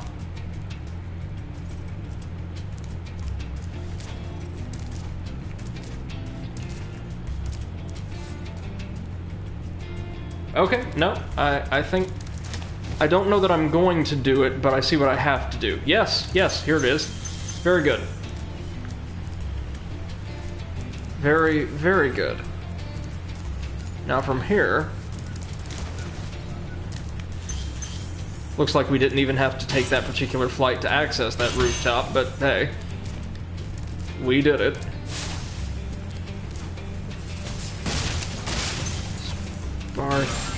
There we are. Maisie says it's a game called Freedom Planet, which is his favorite Steam game. I'm hoping he likes it. Well, I promise you. Well, first off, I can attest that really meaningful gifts from friends are always treasured, regardless of what they are. That's why some of my favorite items are relatively mundane or don't have like what you'd think would be tremendous physical use. No joke, my favorite gifts I've ever received are a cartridge pen and a black leather-bound journal that I received from the first class of students I was ever assigned to at least help teach last fall. Or I should say 2 students from that class. One of them, not even coordinating with each other, got me the journal, the other one got me the pen. Because they noticed that I was running out of room in my own journal that I had been using to keep track of all their stuff. And was bleeding my pen dry doing so. So they're like just kind of general office supplies, but they mean the absolute world to me because of who gave them to me and the context with which they were gifted. So, first off, your friend's gonna love it no matter what because it's coming from you. And second of all, I'm aware of Freedom Planet. It's an absolutely fantastic game, and yeah, the special edition, take it from a fan, sounds absolutely killer. Good on you. Yeah, and MC Tomb says, my most treasured item is a Dota 2 sweatshirt I got at 2 a.m. in Seattle. It was a friend gift.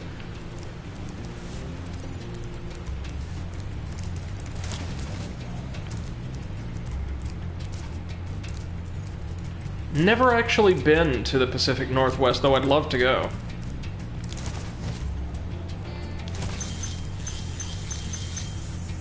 Okay, so we now have...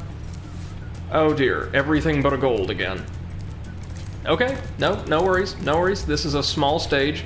We can scrounge around to our heart's content.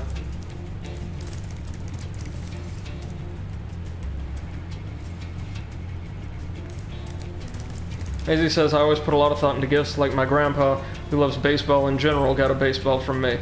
But I had everyone in my family sign it and had a special case. Oh, that's lovely. Oh, don't worry about the delay. It's perfectly fine. MC2M says you're missing 2 of 5.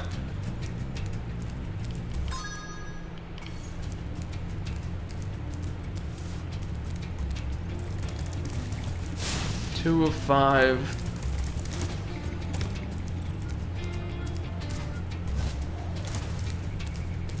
Well, not golds, because a gold would be worth 10, so like 2 blues, perhaps?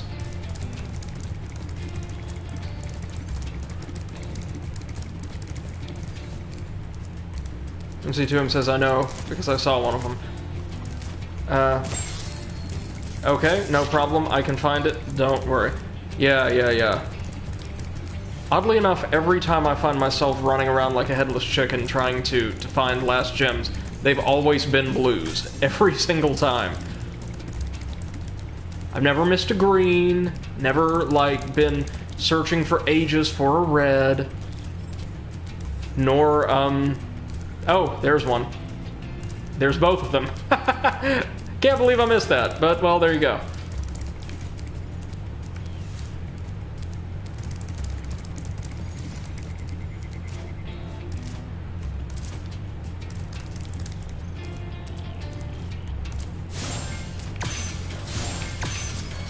It's one of the great tricks of level design like this, right? Especially since you've got all these multi-layered terraces.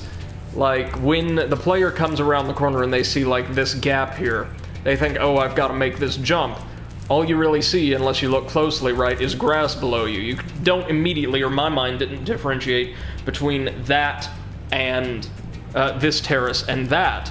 So you just think, oh, that's a fail state. You don't want to fall down there. You don't even take the time to look, investigate further. Great way of hiding items. And Maisie says, oh, speaking of teaching in school and stuff, since I graduated from high school yesterday, first off, congratulations! That's a massive accomplishment. And, I mean, it's not anything really coming from me, but as somebody who is nominally a teacher and wants to work as an instructor in the collegiate level from this point on, I'm super proud of you and all the dedication and investment you put into your academics. Trust me, I know it's a lot, and usually you don't always have access to the world's greatest materials or support, so all the praise and credit in the world to you. Congratulations, really. It said, co-workers with a pizza and cake party. I work at a McDonald's currently, so it was a shocker they'd do something like this. Been there about 1.5 years, and I've come to love everyone there. Well, that's lovely. I'm so happy to hear that they care that much about you, that you guys are so close. That's wonderful, having a team that you work with like that. Oh, they also got you all huge glass buckets with chips, candy, school supplies, and a $50 gift card. Wow, nice. Goes to show, I promise you, corporate doesn't take care of, like, the employees, but your management or your leadership, they definitely do. That's awesome.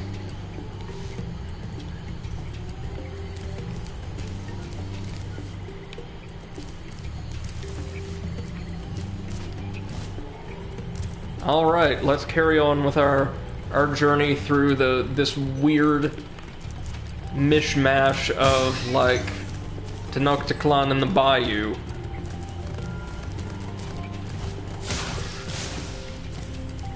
Misty Bog. Alright.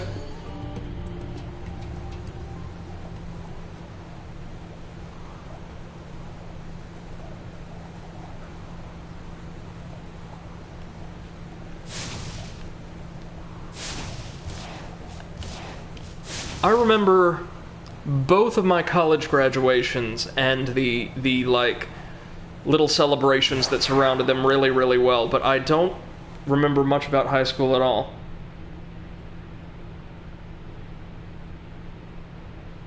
Oh, that's amazing, Maisie. You say my sister's aiming to be a music teacher and is in college currently.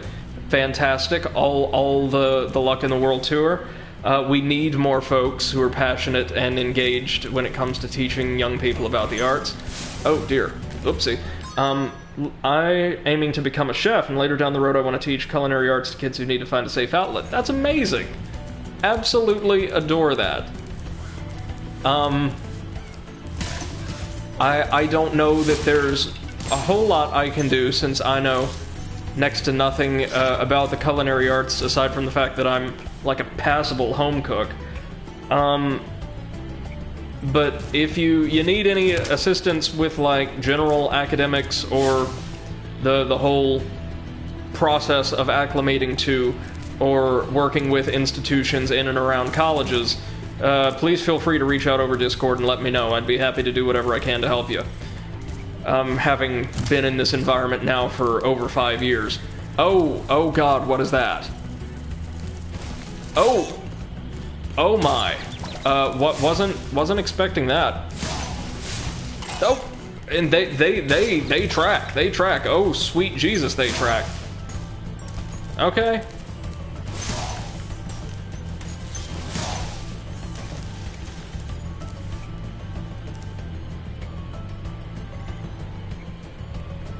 That's absolutely fantastic, Maisie. I think it's excellent to want to give back or be there for their. What's the popular idiom? Be the change you want to see in the world, or be the person or the influence or the supporter, whatever, that you wish you had. I mean, hey, same here. It's one of the things that drives me to be the best educator I can, because I had a fantastic family, but not exactly the world's greatest materials or faculty for, like, my K-12 education.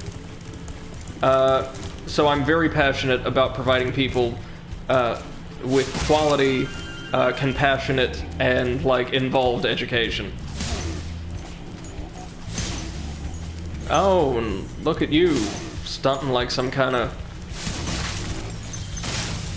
weird knockoff Pokemon.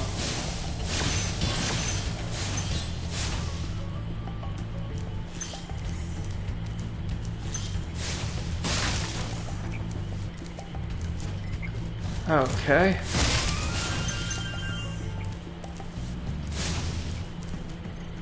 Now let's see. Wait, what all are we gathering here? No dragon eggs once again. Okay. Are we just done with that? I'm cool with that if we're done with the dragon eggs, but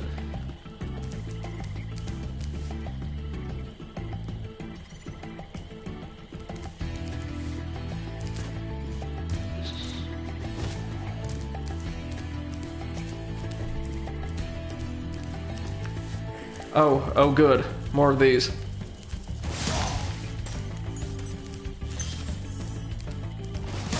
Are they supposed to be some kind of root vegetable? Like... Oh, and it's good to see that Big Game Shrek is just as threatening as ever. Oy. I don't really know why we're needing to fight all the Norks, because most of them seem completely harmless, whether they intend to be or not. Attack frogs. They are cold-blooded killers. Attack frogs? And this used to be such a nice swamp. Well, no wonder the Shreks are trying to take over here. This is their swamp, and I don't care enough to do the actual impression. Oh god, that's a lot of Shreks.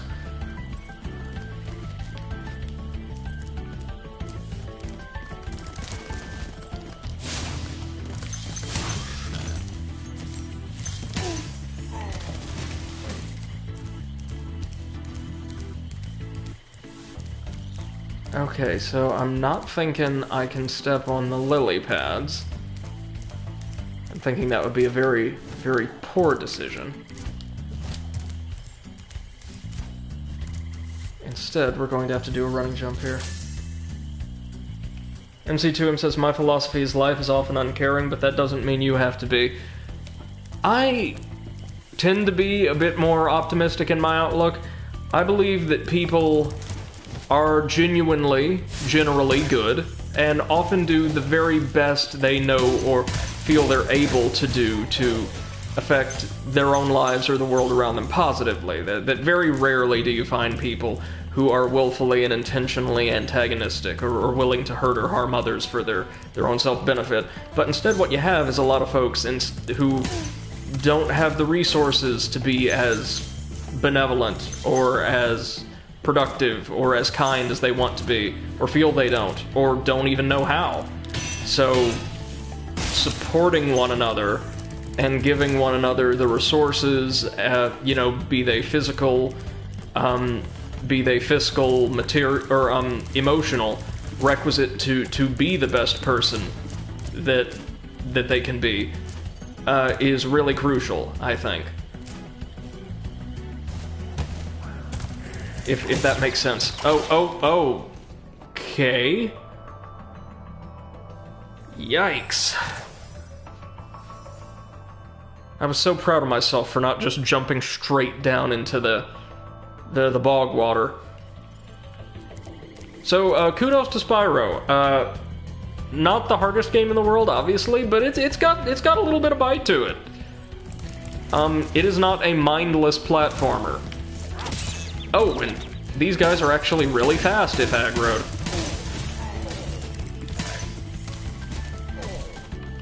MC2M says that, I know folks being sour about life just because of life events, this is what I'm referring to. I gotcha. No, and in that case, that is an absolutely stellar response.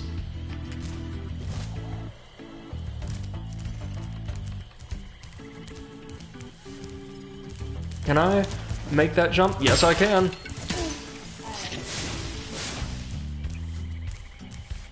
Okay, now that's probably where the exit is, I think. Well, yeah, probably.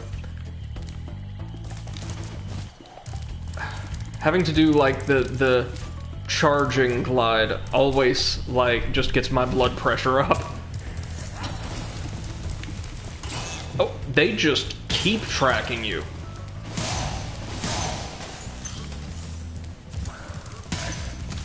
Like, once they're out of the ground, either you're taking damage or they are. There is no mitigation. Oh, and it turns out this water is shallow enough to stand in completely safely. That's nice to know now. Here's our second dragon.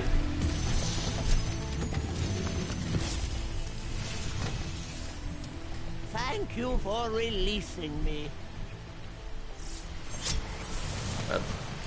Not a problem, Zeke.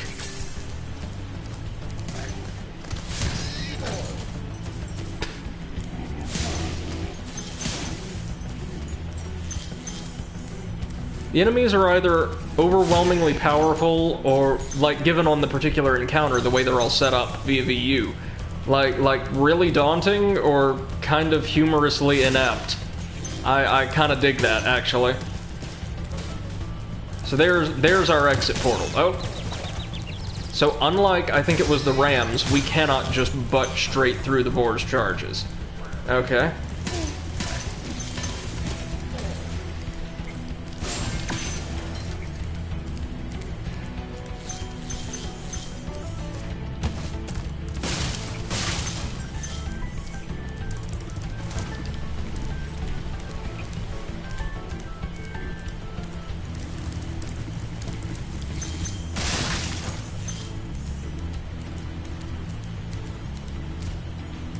And oh no, there is a fourth dragon, so he's probably in the longhouse we passed by.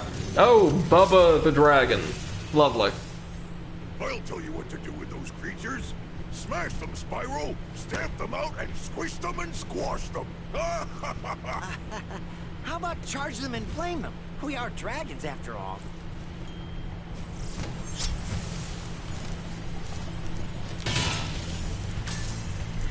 I think I'm starting to see why the dragons got captured so often. Oh, Maisie asks if it's okay with you guys. Sometimes after stream I'll share some pictures of food I've made in the Discord. Oh, please do, by all means. I absolutely adore food. A bit too much, actually. So I would adore that. I miss extravagant or unorthodox meals. I've had to eat very, very plainly for the most part since lockdown began, you know? MC2M says, gotta open a food channel. Yes, absolutely. I may do just that.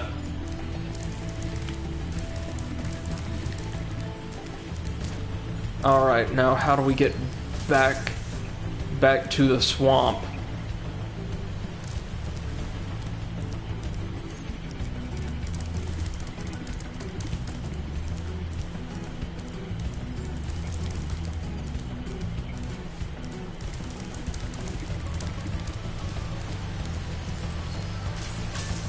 You're usually able to work your way back around in every other stage, so maybe you can't in this one? It'd be unusual, but...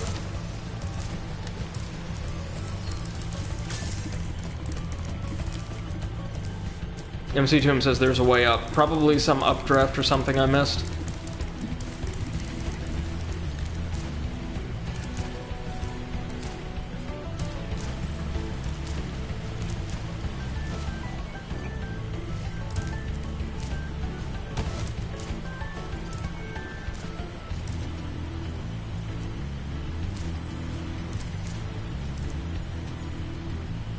Let me see.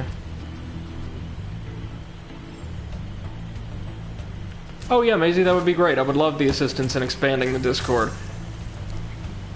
I probably won't use it super extensively to do anything but like... Oh, I see.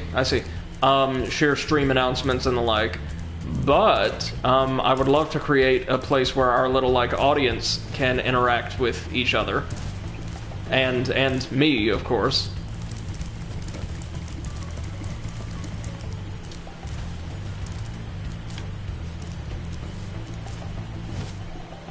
Oh, I know what I've got to do. Just come on, Spyro, work with me.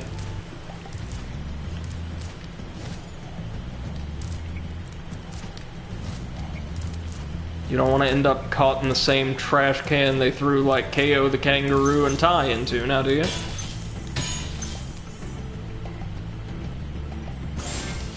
NC2M says they already moderate 2 Discords. Wow. I'm technically a part of a couple. I'm fine helping with advice. Thank you very much. I was able to get the main channel up and running with absolutely no issues, so I think I can poke around in there and see what can be done. Oh, I see. That was actually a very well-disguised little pathway. Nice.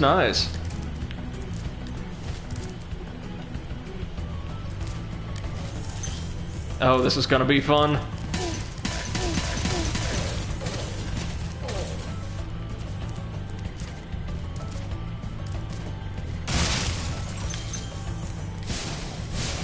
And here we find a ton of the leftover treasure. And now...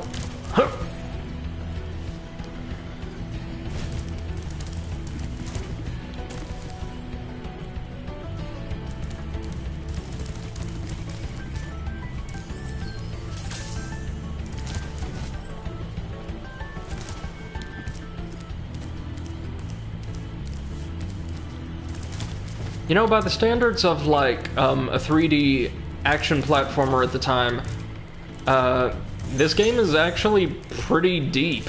Maybe not the character's moveset or maneuvers, but, like, the actual level, and character design, yeah, pretty solid all around.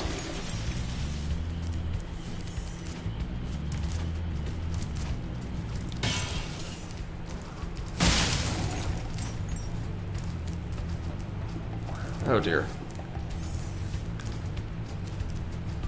There's some free-range chicken somewhere around here. Come on now. There's not.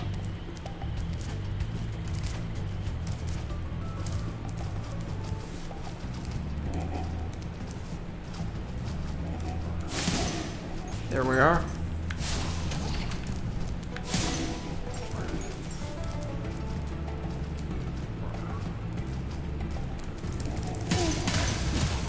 Oh, they can just knock you right out of your charge. That's what I was afraid of.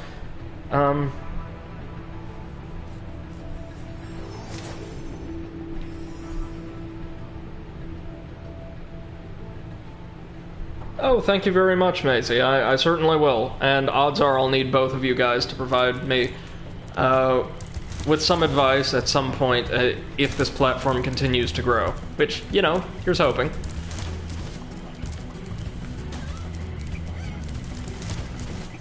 And hopefully I'll still be able to keep up a consistent stream schedule once, you know, the world turns itself back on.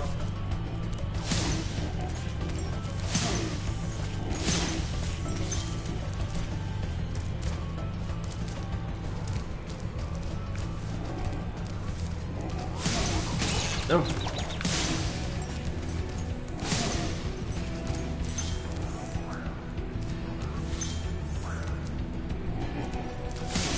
Now these knife bros aren't doing, like, anything.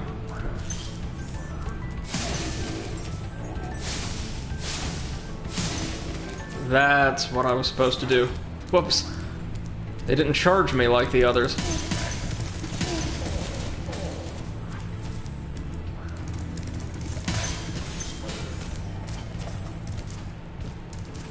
There's our last dragon. Thanks for releasing me. It seems like I've been trapped in here since I was your age. Oh, no. Why? I remember, Gotta go.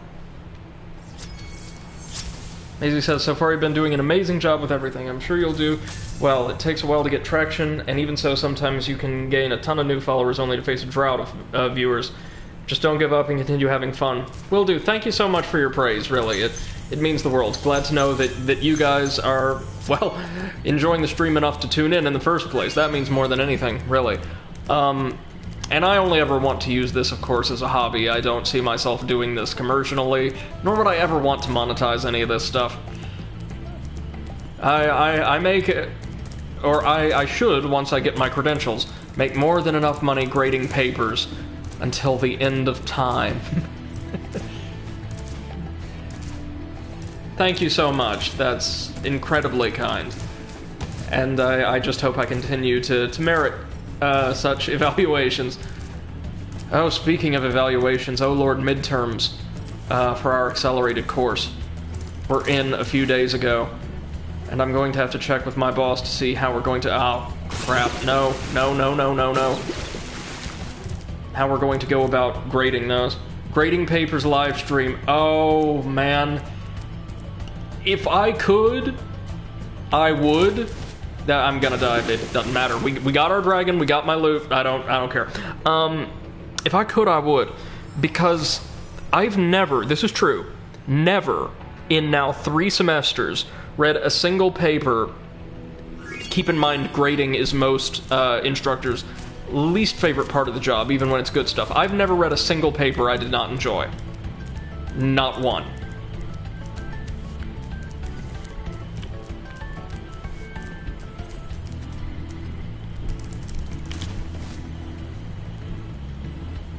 Are we gonna make it? Yes! Whew. Yeah, the Ratchet and Clank folks definitely designed this game, I can tell. They love these jumps that are just barely possible. MC Tomb says that is pretty great. It is, because, well, here's the thing, right? Number one, most papers you read are either, you know, really well put together and have some interesting ideas or like cool takes or material in them. Those are always kind of intellectually stimulating. But also, even the ones that are like by the quality or the criteria of the assignment pretty poor can sometimes be like, you know, amusing, haha. but I think every paper I read, especially those I get from students I get to actually work with physically, like, you know, I get to teach some of their classes or deliver some lectures to them. Typically what I would do until COVID-19, right? It doesn't matter the, like, objective quality of the paper according to the criteria of the course. I think they're all amazing because I can see my students' voices and their presence, their personality in all of them.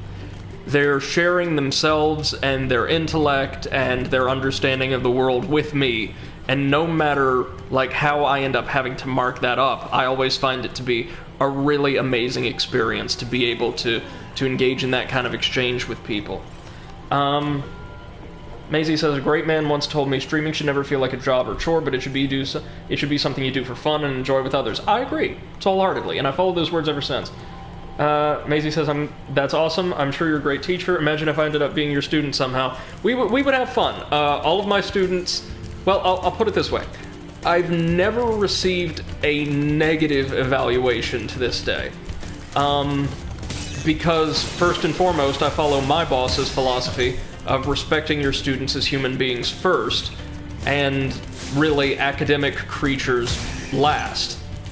If you acknowledge, respect, and always do your best to like facilitate the expression of somebody's humanity, you're gonna get on great with them. Especially if you're like a teacher or whatever, I can promise you that.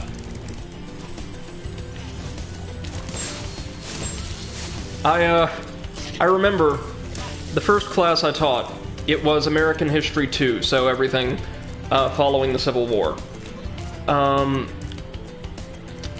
Well, I say I taught it, right? The way it worked was it was a class that would meet on Mondays, Wednesdays, and Fridays, and there were 100 students plus in the class, like 100 and change. And the actual instructor of record, who was just an incredible teacher who'd been working there in the same history department for like the losing side of 20 years, so like closer to 30 years, like had helped write institutional policy, all that. She would lecture on Mondays and Wednesdays, and on Fridays, the students would be divided between myself and two other like student teachers or teaching assistants, and we would handle them ourselves, like giving lectures and all that. And after my class's first exam, my little unit, they were, oh, please enjoy the campfire, by all means. I miss the outdoors so much. MC2M says that applies to life in general. Yeah, absolutely. Hold on, I'll tell the story real quick, and then we'll continue the stream, because this is a flying stage, and they require every little ounce of my concentration. After my class's first exam, it was like their kind of their midterm. I was amazed. Like, they did, you know, everybody tells you, or like the experienced teachers will tell you, oh man, these gen ed students, these freshmen, they blew the doors off. Man, we had a couple who, like, you know, just didn't attend, but also didn't formally drop out of the course. So they automatically, you know, if you don't show up for the test, I can't give you any credit for it, if we don't get some kind of communication about that proximate to the test date. But my folks, the ones who were present, man, they blew the doors off. I got like maybe a couple C's, but just about everybody was like a mid B. So in the US grading scale, that'd be like at around an 85% of like full credit earned to A pluses. And most folks, a slight majority, were in the A range. I was blown away. I was so proud of them, all the work they had done, all the work that they had done along with me, that I went to our student union, like the day I was handing tests back, I think. And I went to the Dunkin' Donuts. They've got like a little Dunkin' Donuts outlet there. And I just walked up and I said, I'm going to take everything you've got ready to go right now. Every single pastry. I don't care if it's a muffin. I don't care if it's an eclair. I don't care if it's a donut hole. Box it up. Give it to me. So here I am, a little 5'4" man in like a 3-piece suit, walking halfway across a college campus. So this is maybe close to a 10-minute walk, with about 4 boxes of donuts and 3 or 4 smaller boxes of muffins and a couple like bags of loose pastries balanced on top of my briefcase all the way to my classroom, which was on the top floor of one of the largest buildings in campus. I just barely made it, but it was worth it. They deserved it. And I'm probably going to make that a tradition when I teach from here on. Oh, Shrek's got boats now. Huh? Oh, jeez. Yeah, water is not our friend in these flight stages. I really like the flight stages, though. Oh! Okay. That is amazing. Thank you very much. It was a fun time. I absolutely loved those students. And hated to leave them. I hate to leave all my students, but you know that first group in particular.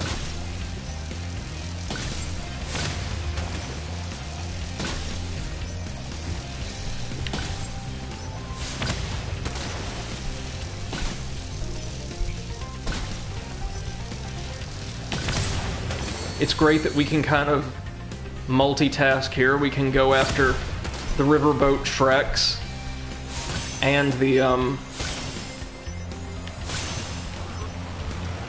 oh, there's plane Shreks too. They've got their entire armor division out today.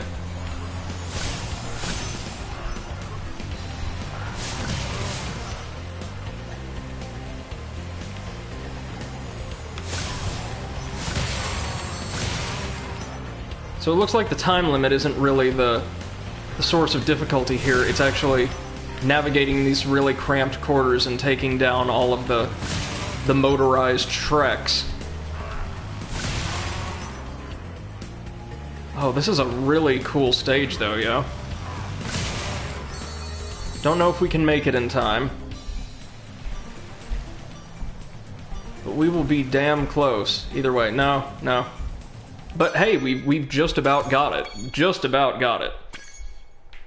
MC2M says, you deserve those students and they deserve you. Thank you so much, man. That means the world. I do miss that class. I miss that class. Well, you know what? I miss being with a physical, like classroom session in the first place. I miss being able to form real connections with my students and with my bosses. I was fortunate enough, right, that starting in the spring, like they technically reassign you every semester, although lots of students, once they find a position that really suits them, can more or less get it configured to where they keep that assistantship. I was able to work with my thesis advisor, who is also the graduate program director and my favorite teacher I've ever taken as a student. She actually was the one who ultimately convinced me to switch from poli-sci to history in grad school. And we were working together to teach the very same class that I had taken when with her in undergrad, and we only made it halfway through the semester before the plague hit, so we didn't get to see ultimately where it would go. We had to work like very leniently from. I need to take care of Motorboat Shrek first. I'm convinced. But the class we had, even though we had to work remotely, and so therefore didn't get near as much time with them as we would like, was phenomenal. I mean phenomenal. Some of the brightest and cheeriest folks I've ever seen. They definitely would have gotten donuts. Scores of donuts, all the donuts.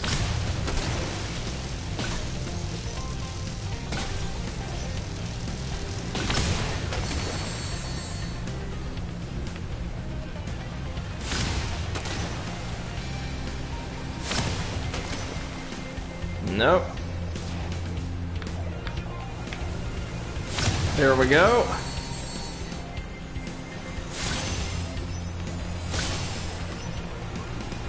Introducing some fancy moves into this afternoon's or this evening's flight.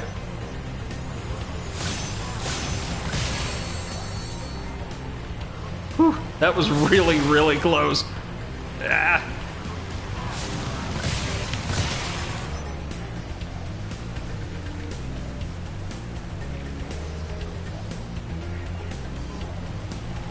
Oh, so many Shreks. Though they're, again, not really doing anything to us. Save maybe running.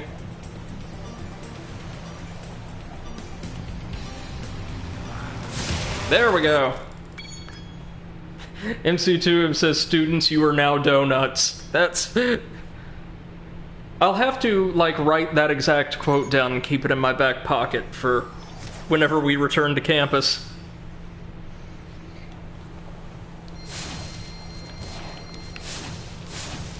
I'm currently slated to help teach 2 classes in the fall, but, you know, that's subject to change depending on whatever circumstances we go back, and I'm honestly of the mind now that because we need such draconian social distancing measures and all that to be not even completely safe, but largely, kinda, sorta, probably, maybe safe, it'd be best for them not to return to on-campus ed in the fall, and instead give it 1 more semester and come back, like, full force in the spring. Like, just give it all you got.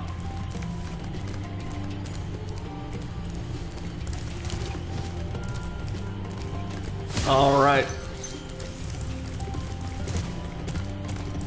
Now I think the treetops are over here, and after that we get to move on to our next boss battle. Last normal stage for now. So what do you guys think of this world? I actually think it's probably one of the stronger ones we've been to. Just the aesthetics really strong, the level design seems to be, you know, nice and with plenty of variance in paths of traversal, but like directed. There's not a ton of wide open spaces, there's lots of very densely populated kind of usually vertically complex stages here. So that's another thief. Oh my lord. Hello.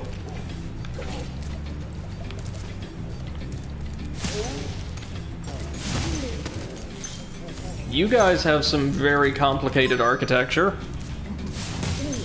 Are these basically Spyro Wookiees?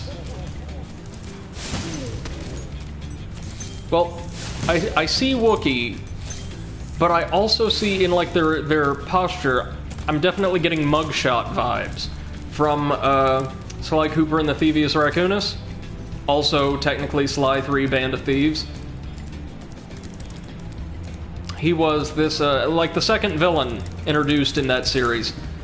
He was this, like, largely comic relief antagonist. A bulldog who was the runt of his litter, grew up obsessed with making himself tough.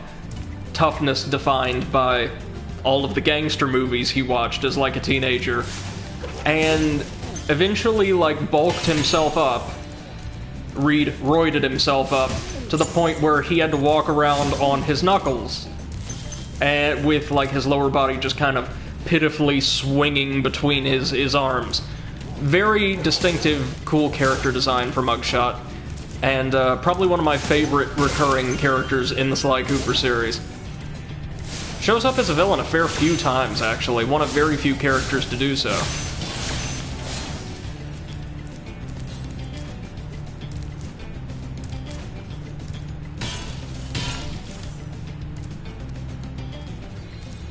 Now, with my mother's side of the family actually coming from fairly rural Louisiana, I can tell you, this is completely accurate. Yeah, this is more or less what the bayou's like.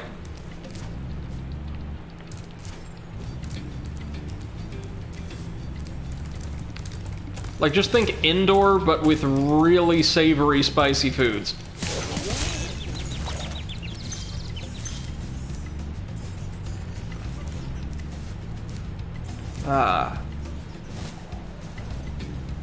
Is there anything at all down here? Does not appear to be. No. Hey, wait. What we got here? Stuff I already gathered, most likely.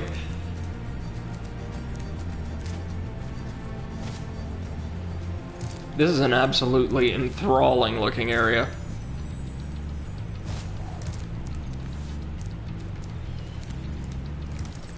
Now collecting all the treasure here is going to be a royal pain, but well worth it if we get to see more of this. I mean, look at that. The Aurora Borealis, are you kidding me?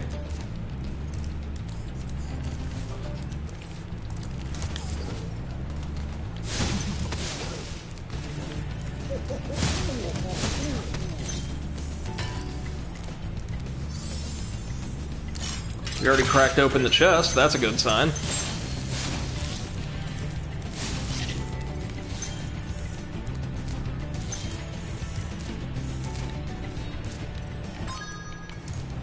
First of 3 Cajun dragons. Spyro, if you jump at the end of a supercharge ramp, you can really go far. I'm all over it.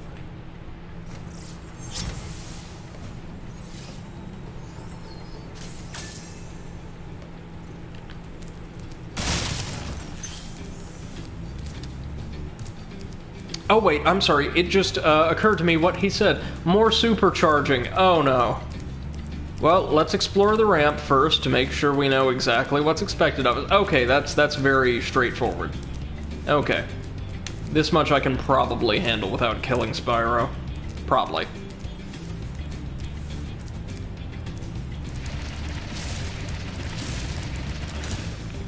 Woo! Oh, damn it, I needed to hit this, didn't I? Well, we'll find a way back around, no doubt.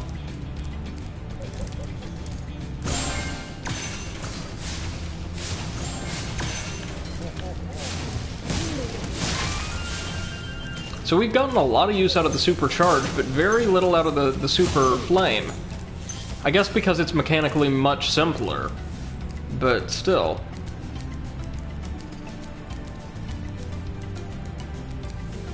Okay, I think I know how we have to get back to the first tree platform. MC2M says, Treetop is my favorite level in Spyro 1. Well, it's absolutely beautiful. You've got good taste, then.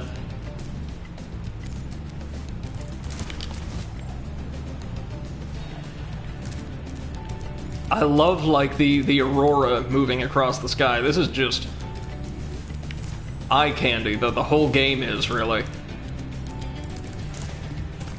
And you know, the crazy thing is, I mean, obviously it looks beautiful and there's lots of really high-end textures involved here. I promise you, this game is nowhere near as graphically complex or quote-unquote sophisticated as a lot of those ultra-realistic looking games that dedicate a ridiculous amount of their budget and time and all that to producing quote-unquote lifelike graphics, and in my opinion, this looks 1,000 times better. Again, not to suggest that the graphical work put in here is comparatively low quality or little or anything, not at all, but...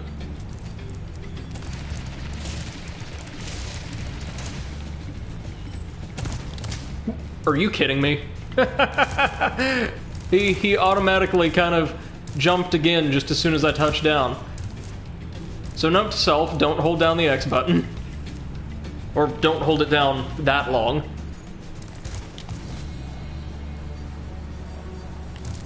MC2M says realism in games is boring. It's boring if... Let me put it this way. It's boring if all you can say about your game's visual style and presentation is related to the fidelity of your graphics, right? I think, well, take a game like Mass Effect that had a fairly realistic visual style, but really went out of its way to create, like, visually striking characters and locales, made excellent use of lighting and accents more often than not. In a game like that, a realistic art style doesn't hurt the project at all, but rather helps it, I think. But it's because that realism is combined with a sense of fantastical, like conceptualization for environments, characters, and the like. A lot of the games I'm talking about, like, well, a lot of your modern AAA games, think producing something mundane in a way that's very, very true to life, the life that, you know, video games act as a vessel of escape from, is somehow superior to something like this that required a ton of imagination, and old Brady just don't buy it. MC2M says, caricature is more pleasant. It really can be, and I would say it's much easier to do this and create a visual identity that is both pleasant and kind of timeless than even, say, something like The Last of Us could. Which, unpopular gaming opinion time, I'm not super fond of The Last of Us.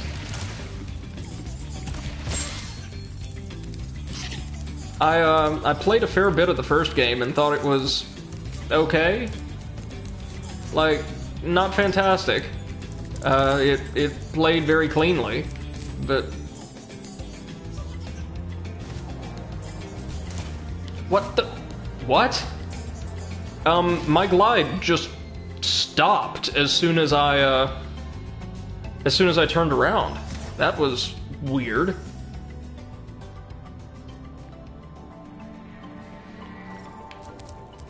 Okay, so there's a ton of world here that we just have not explored at all.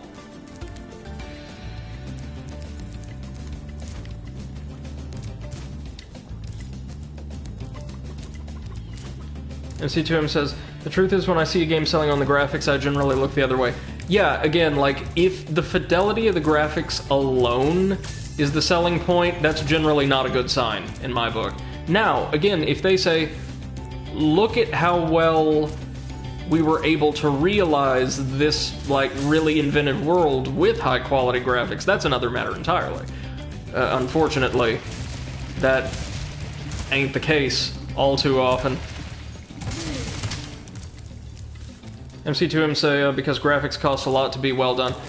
Yeah, like the really realistic graphics, which typically means the budget just disappeared into the graphics team, usually. Okay. That's time to play. What is Brady completely and totally missing here? Maybe we need to go back as close to the start of the stage as possible.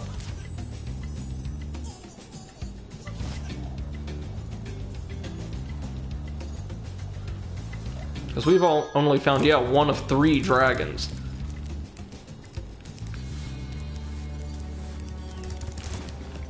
Oh, shit. Yeah, MC2M says Need for Speed. Yeah, I think I know what we're gonna have to do. And I'm not looking forward to it.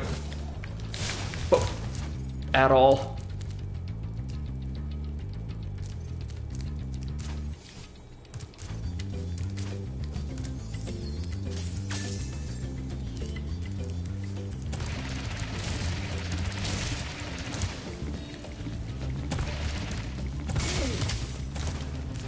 Well, there's absolutely no way I can navigate through all of that, I don't think. Right?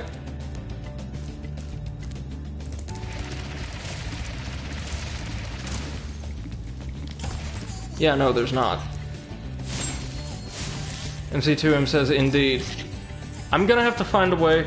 What if there was another path? Oh, I'm sure there is. I'm sure there is. I'm sure I just missed it back on the first tree, probably. Because, well, let's see here.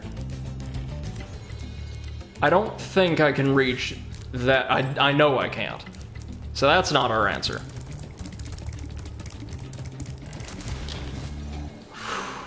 There we go. Now, let's double check. Nothing down here. I love the little drum beat you get as Spyro charges ahead. That's lovely.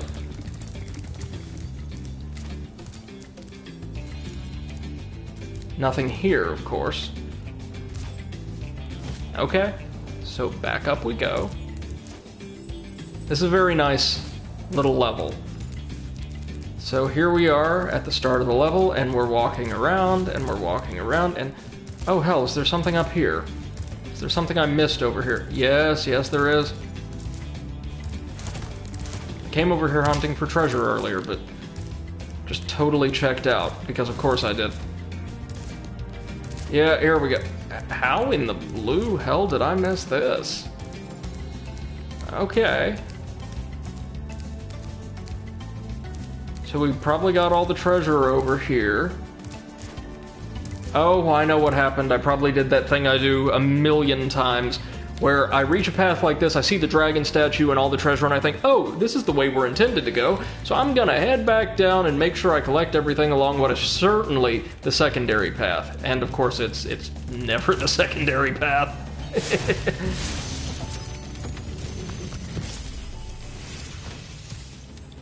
Oh, you're a big one. For an amazing tour of the treetops, don't just stop at one supercharge.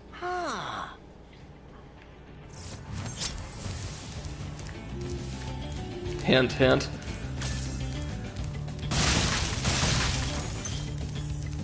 So it's... Oh, it's a full 500.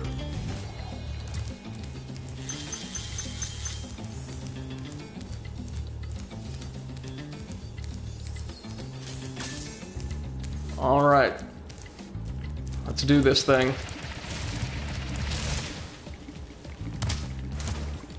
Or die again. These supercharge levels have been responsible for, I would say, probably a good 4 out of every 5 deaths I've accrued in this game so far. Well, first off, there's that. We need to be cognizant of that.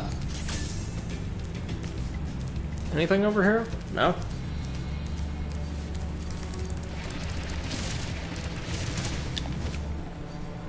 That's the way. What? Are you kidding me, man? MC2M says this level will make you master supercharge. It's what I thought about the Wizard Peak level too, but...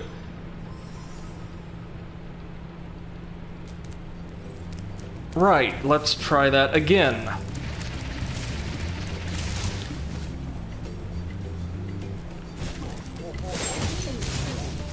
Ah, there's a couple little ones, that's it.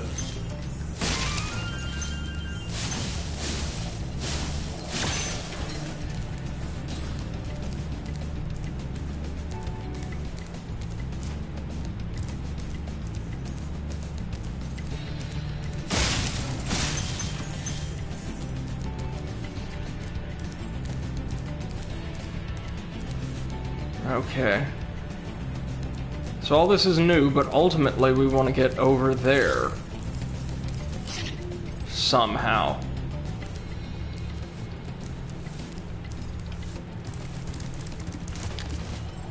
Whew. Okay, now let's check and see what's expected of us.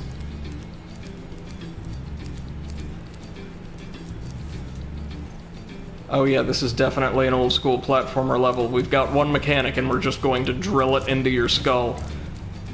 Alright, let's make sure we hit that chest then.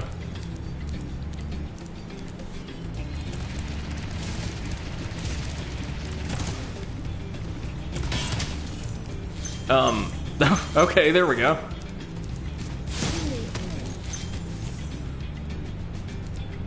Hit the chest so hard it had no idea what happened.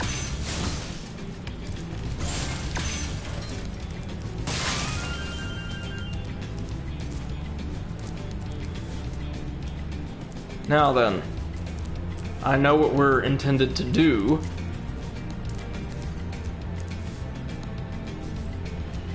The question is, am I capable of doing it?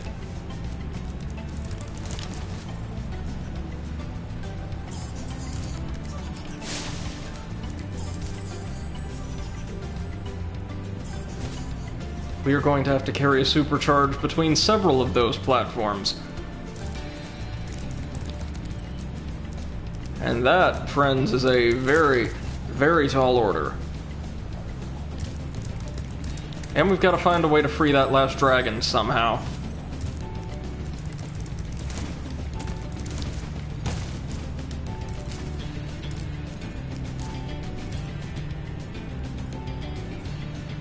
MC2M says it takes some learning the path.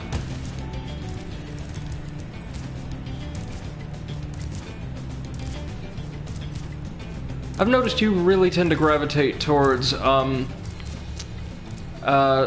stages or mechanics in games that like relentlessly promote like mastery of skills, and I can definitely appreciate that as well. But okay, here. So dragon is over there. We want to save dragon. How save dragon?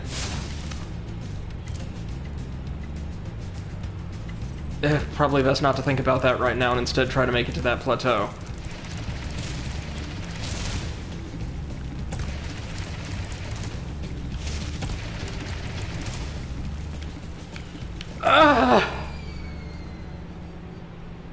Not a good idea. Not a good idea.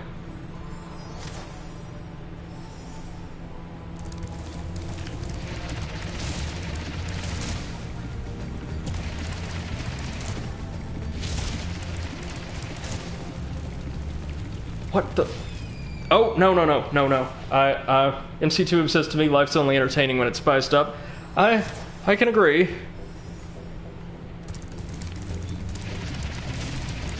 I think I know what to do now. I think I know what to do.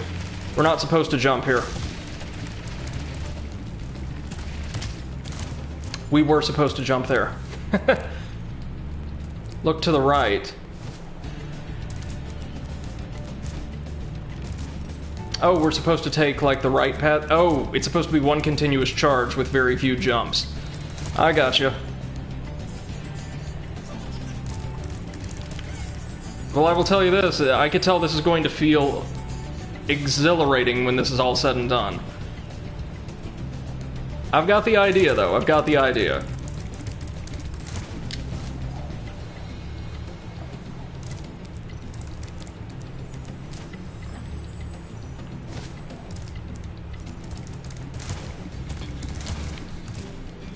I'm fully anticipating every world from here on out to have a supercharged stage.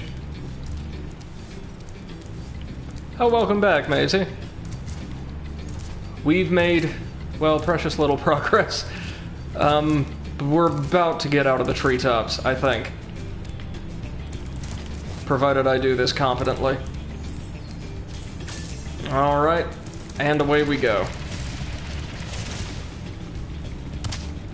Or not. Or not, you know, just no. We could... Yeah. It's at times like this I'm starting to think that, given the relative challenge of everything else in the game, maybe a fall from a great height shouldn't qualify an instant loss of a life, although that was kind of the standard back then. Well, I was able to do that perfectly before. What's up? What's up with this now?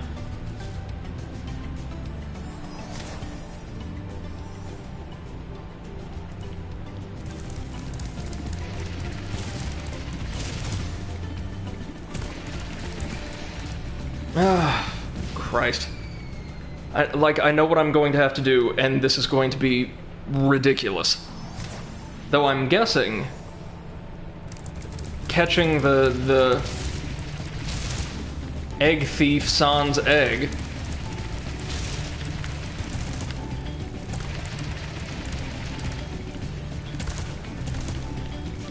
what on that was the right idea, I take it.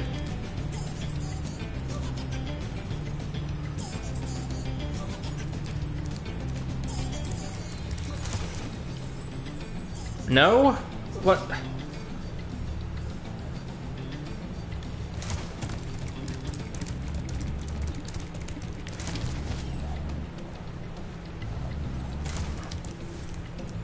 We need to jump to the right on the second ramp. Okay.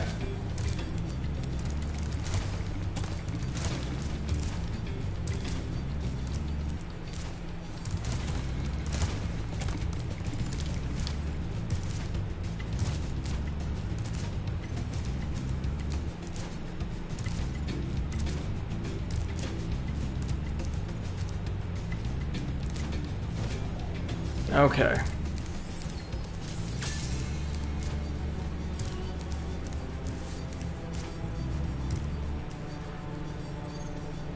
So from the second ramp, yeah, not take the rightmost ramp over there. Oh. Oh, what on earth is this?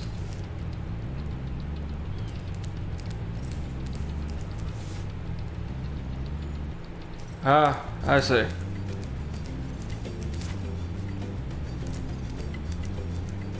Oh.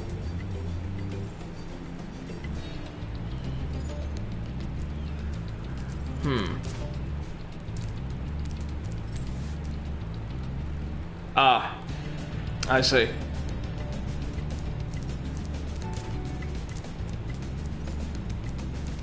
So, we're going to reverse, basically, and jump right off of that ramp attached to that tree right there. And then onto this ramp, maybe, then this one, and burn the leverage from that all the way over to... Yeah, jump right and find where we can land.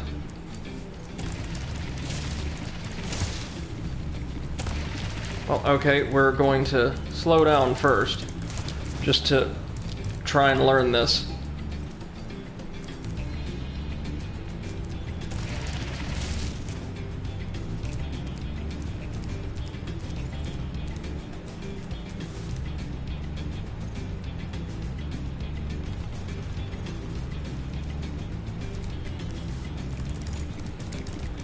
Pity they don't work in reverse, eh? Well. Ah, shit. Well, what's the point? It's hard to figure out without the speed. Indeed. So I'm not going to the bottom of that ramp and then jumping and winging a right, though. I'm going technically up the ramp and jumping off of it in the opposite intended direction, right? So, like, I'm jumping from this end of the ramp.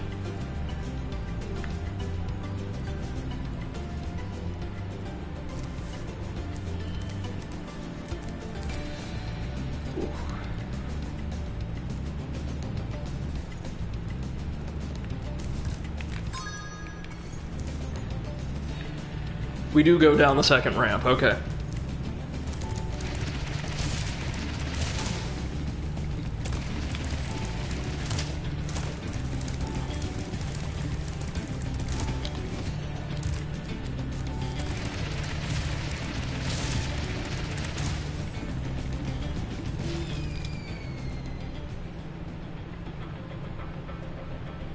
Well, I tried seeing if there was anywhere I could land, but unless you mean turn like a hard right, which we can certainly try, we've got the lives for it.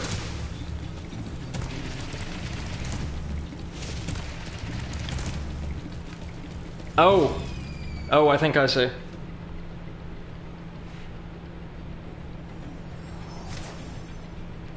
Oh god, this is brutal for a game that's pretty simple. Spyro has some ridiculous difficulty spikes.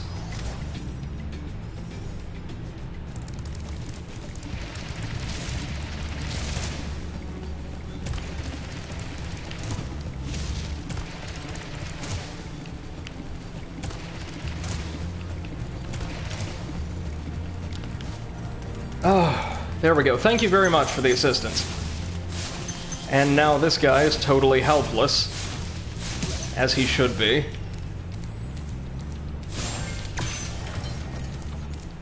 Oh, but the fun don't stop there.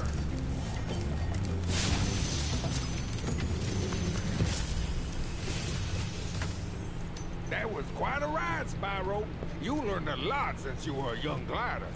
Yeah, well, you could have found an easier spot to get stuck.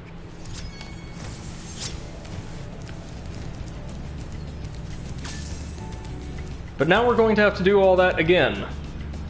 for the last of the gems. Yeah, we need another path. Oh, somebody had a lot of fun with this one, I can tell.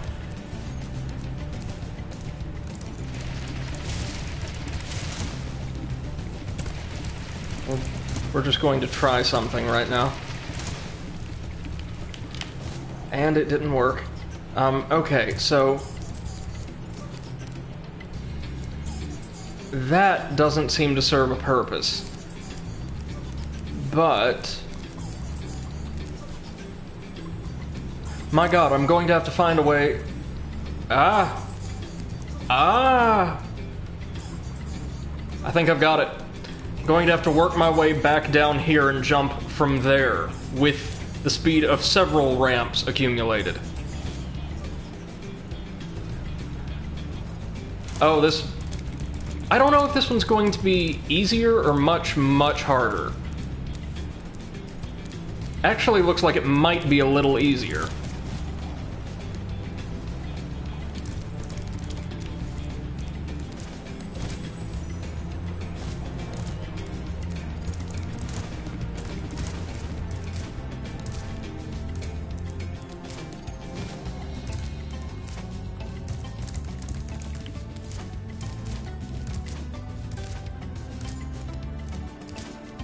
Okay. Well, we know, like, the first little branch of our route, what we need to do.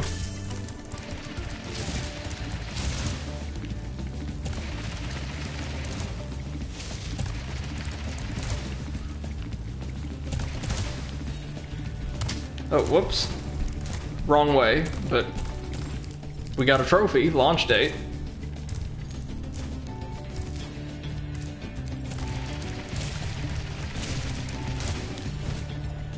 Oh, wrong way again.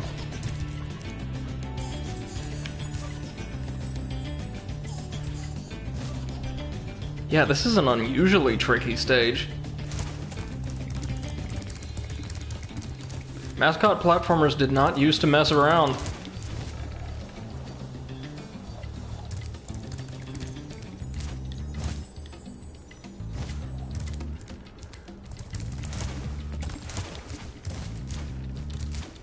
Something tells me this probably has a reputation for being the... MC2M says you could do it with a third ramp you used only. Oh, wow. Oh, yeah, because there's no other way to access that one. Normally, right? Is that... No. I'm talking nonsense.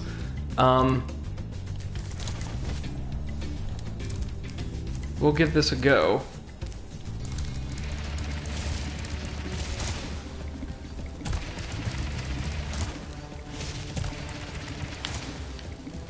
Okay, so there's a way to do it with this only, you said? Well, first off...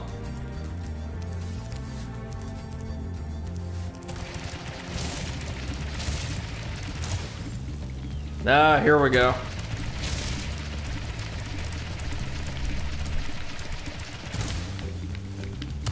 Oh, crap. Almost there. Almost there.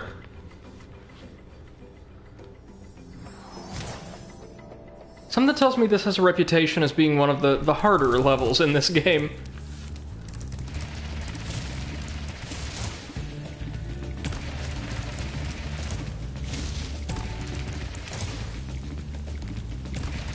MC2M says, yeah, I'd imagine so.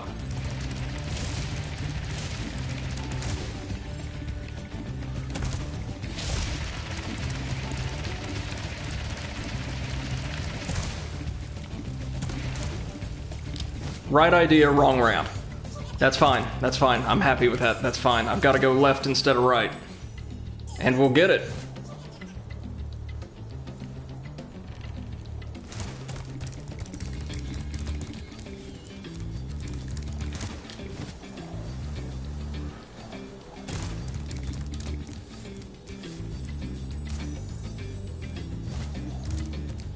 I find it hard to believe some people think the flight stages are really tricky and say nothing about this. MC2M says, yeah, when you master this level, the movement is pure gold. Oh yeah, no, like, just the sensation of building up speed for the jump that finally brought us to the last Cajun dragon was amazing. That felt like really, really great.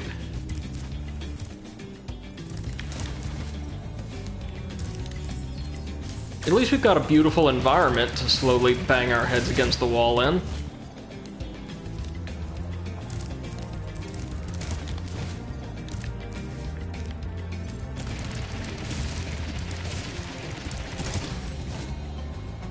Can we make it? Nah.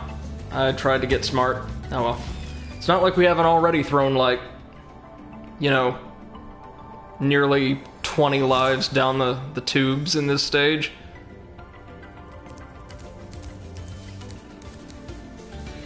Yeah, here it is.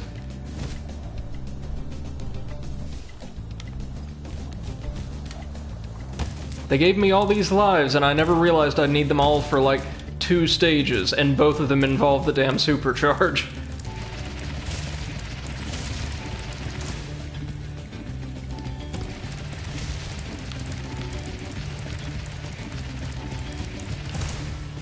Here we go. Whew. Thank you for breaking my fall there, Money.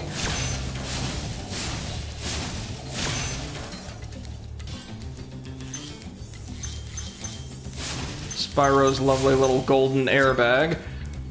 Alright, with that, we have 100%ed the treetops. Time, then, to finally take on Metalhead. Hey! Gracious.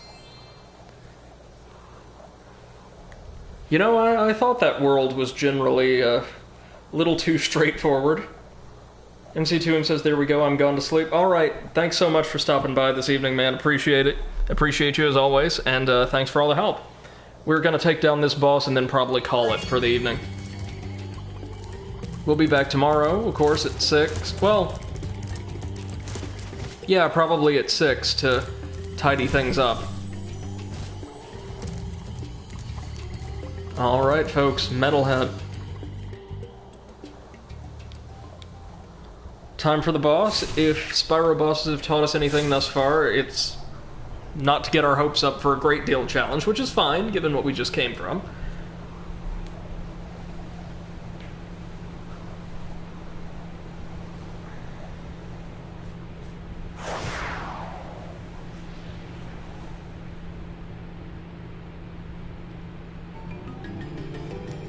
Alright, we have, whopping 500 gems, and just the bog standard 1 dragon. Oh! These guys are coated in metal, I should have seen.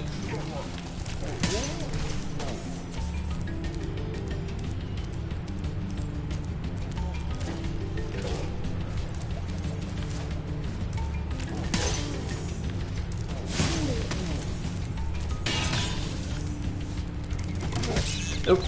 That was entirely my fault, should have known.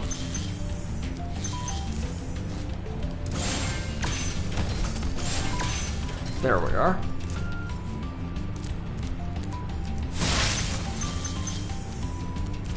After this, I believe we have 2 more worlds?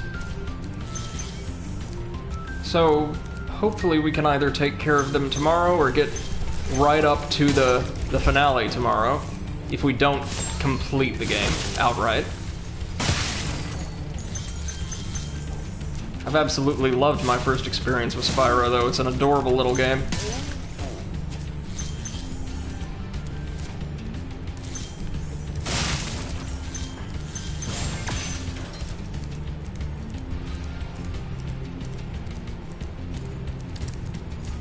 Okay.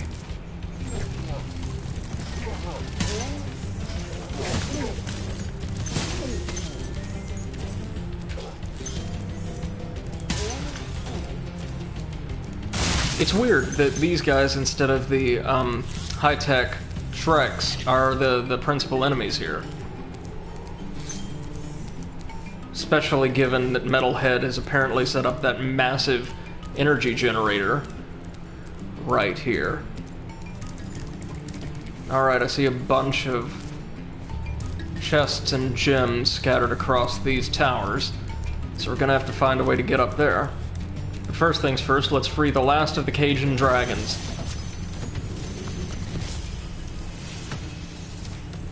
Metalhead is all charged up to meet you. Attacking the power pole should disrupt his power supply.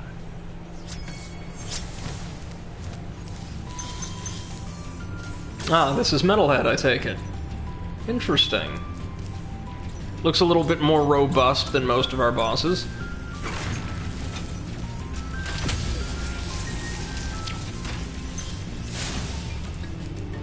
So we just have to destroy these pylons when they're not crackling with red electricity, I take it. Oh, or he could do it for us. And he doesn't seem to be mobile whatsoever. That's terribly good to know.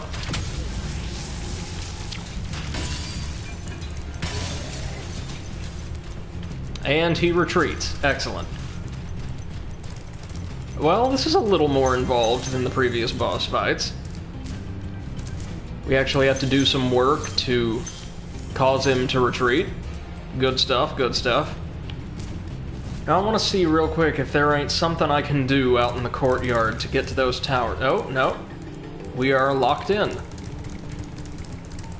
So maybe we'll get another opportunity to investigate the towers.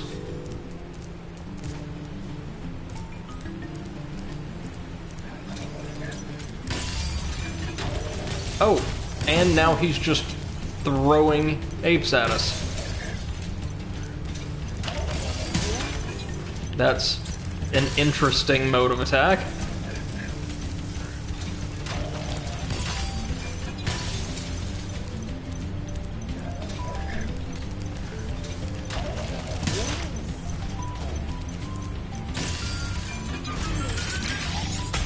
Oh, that's it, I guess. just 2 rounds, alright. Well, still, more involved than previous bosses. Had a cool visual aesthetic. Yeah, I'm alright with old Metalhead.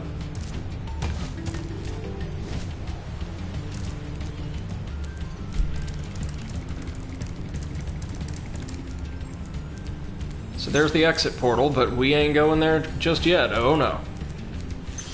We got so much more treasure to collect.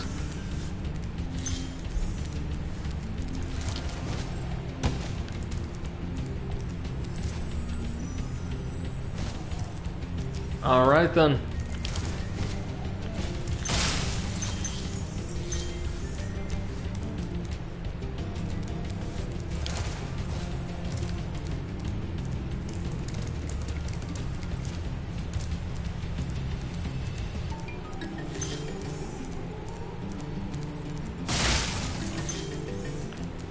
This should allow us access to the rest of the stage, no? Oh, we may actually have to start this one over again. That's a first.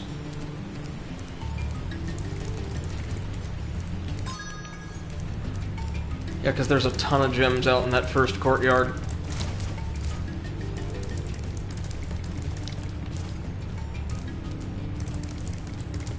Oh no! The path opened once again as soon as Metalhead went down. Good stuff. Now, how to access those higher towers? Well,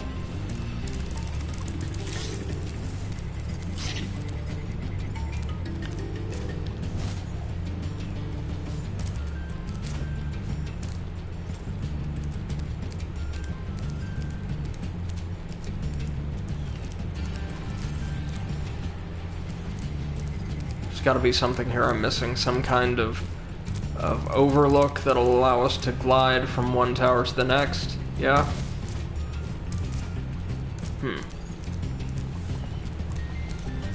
Oh wait.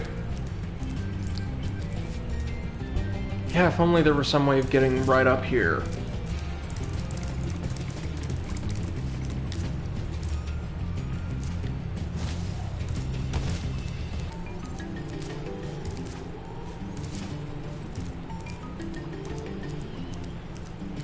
Is there any updraft I'm missing?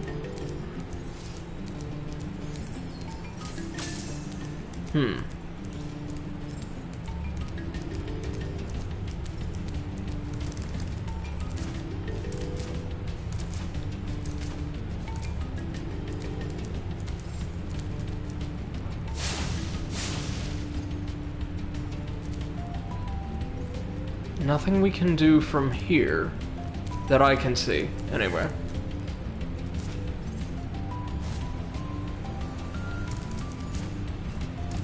Oh, here we are. Here we are.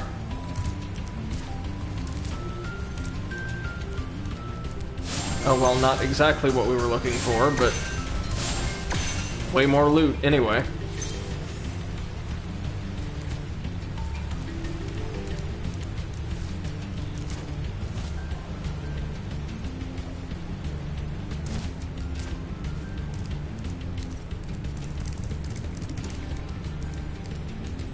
Is there anything in the portal room we missed? No. But there's a whopping 94 gems present in that first courtyard just waiting for us.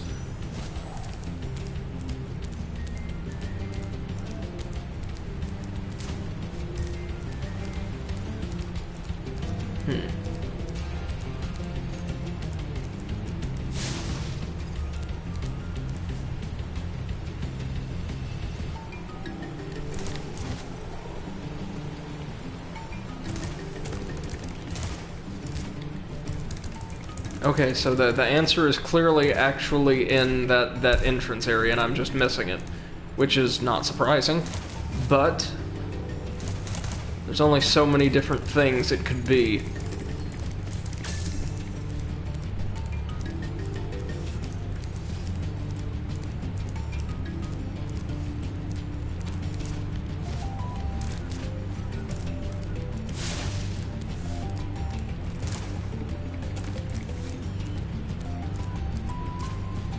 Oh, maybe down there? Perhaps? Let me see. Are any of these other portcullises cracked? No, they're not. Just this one. Yep, there's something back here, alright.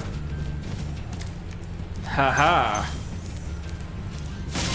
There we go. A new life that we're definitely gonna need after the treetop fiasco. And just cash everywhere. Oh, that's beautiful.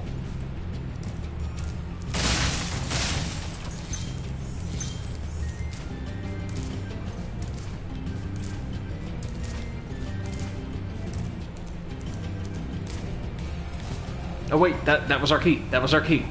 For the chest in the final courtyard.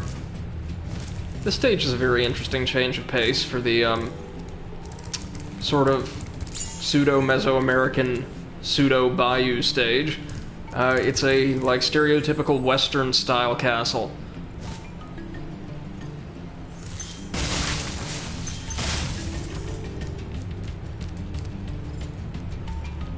Alright. We should be able to make this. Yes! Just barely, but yes.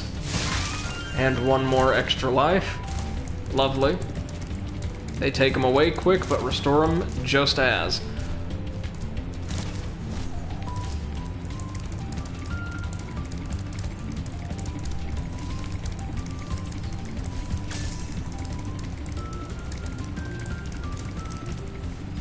Maisie says this area reminds me of like a Halloween area. Yeah, it has a very vaguely, like, stereotypical haunted castle vibe about it.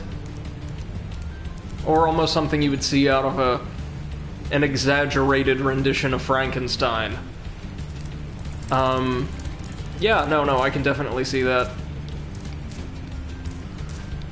Kind of a break from the rest of the world's aesthetics, but I think that's just fine for the purposes of the fight.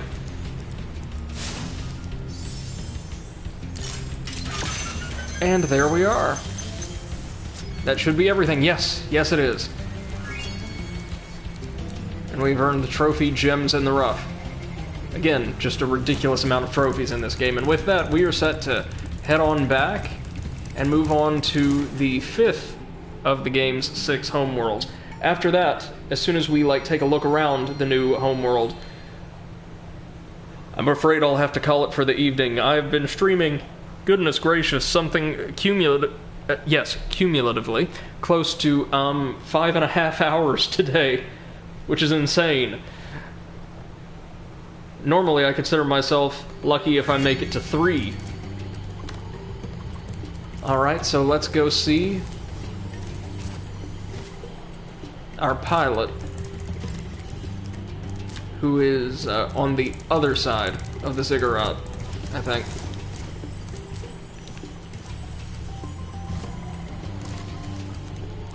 Or no, right here. Thank you very much, Maisie. Oh, I feel much better now that so many dragons have been rescued. Jump in the balloon, and I'll show you the dream. Like working out or anything, really. You have to build up stamina for this, I suppose.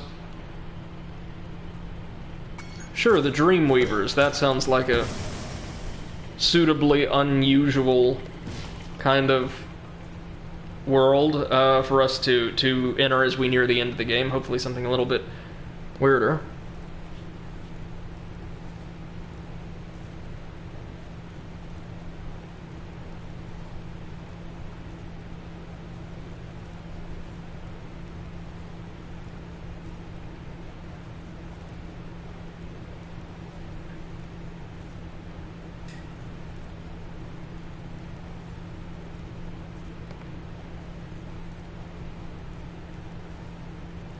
All right. Let's see what... Oh, yeah, this is weird. I don't know exactly what I was expecting from, like, the dream-based homeworld, but, well, it wasn't My Little Pony on crack, I can tell you that much. I get the distinct impression that this is going to be a very, very fun stage for us to explore. So, with that, ladies and gentlemen, Maisie says this is wacky, an understatement, to say the least. With that, we're actually going to cut the stream for tonight, and we shall be back tomorrow at 6 p.m. Central Time. Thank you so much to everybody who's dropped by, whether it was in the chat or just silently in the audience today. Or any of you catching this after the fact via video on demand over on YouTube. Thank you all so much for spending your time and sharing your time and yourselves with me this evening as we delve a little bit deeper into Insomniac Games' original masterworks. I'm going to be finishing this game up in the next day or two, after which we're probably going to switch over to the Crash Bandicoot trilogy, games I'm a little bit more familiar with, but still would like to share with you all. Before coming back around to finish this trilogy with Spyro 2 and 3. That should occupy us for a good couple weeks. Alright. Thank you very much, Maisie. Same to you. And to everybody out there watching this, especially our YouTube audience, thank you all so much and have a wonderful rest of your evening. We'll see you again very, very soon. Take care now.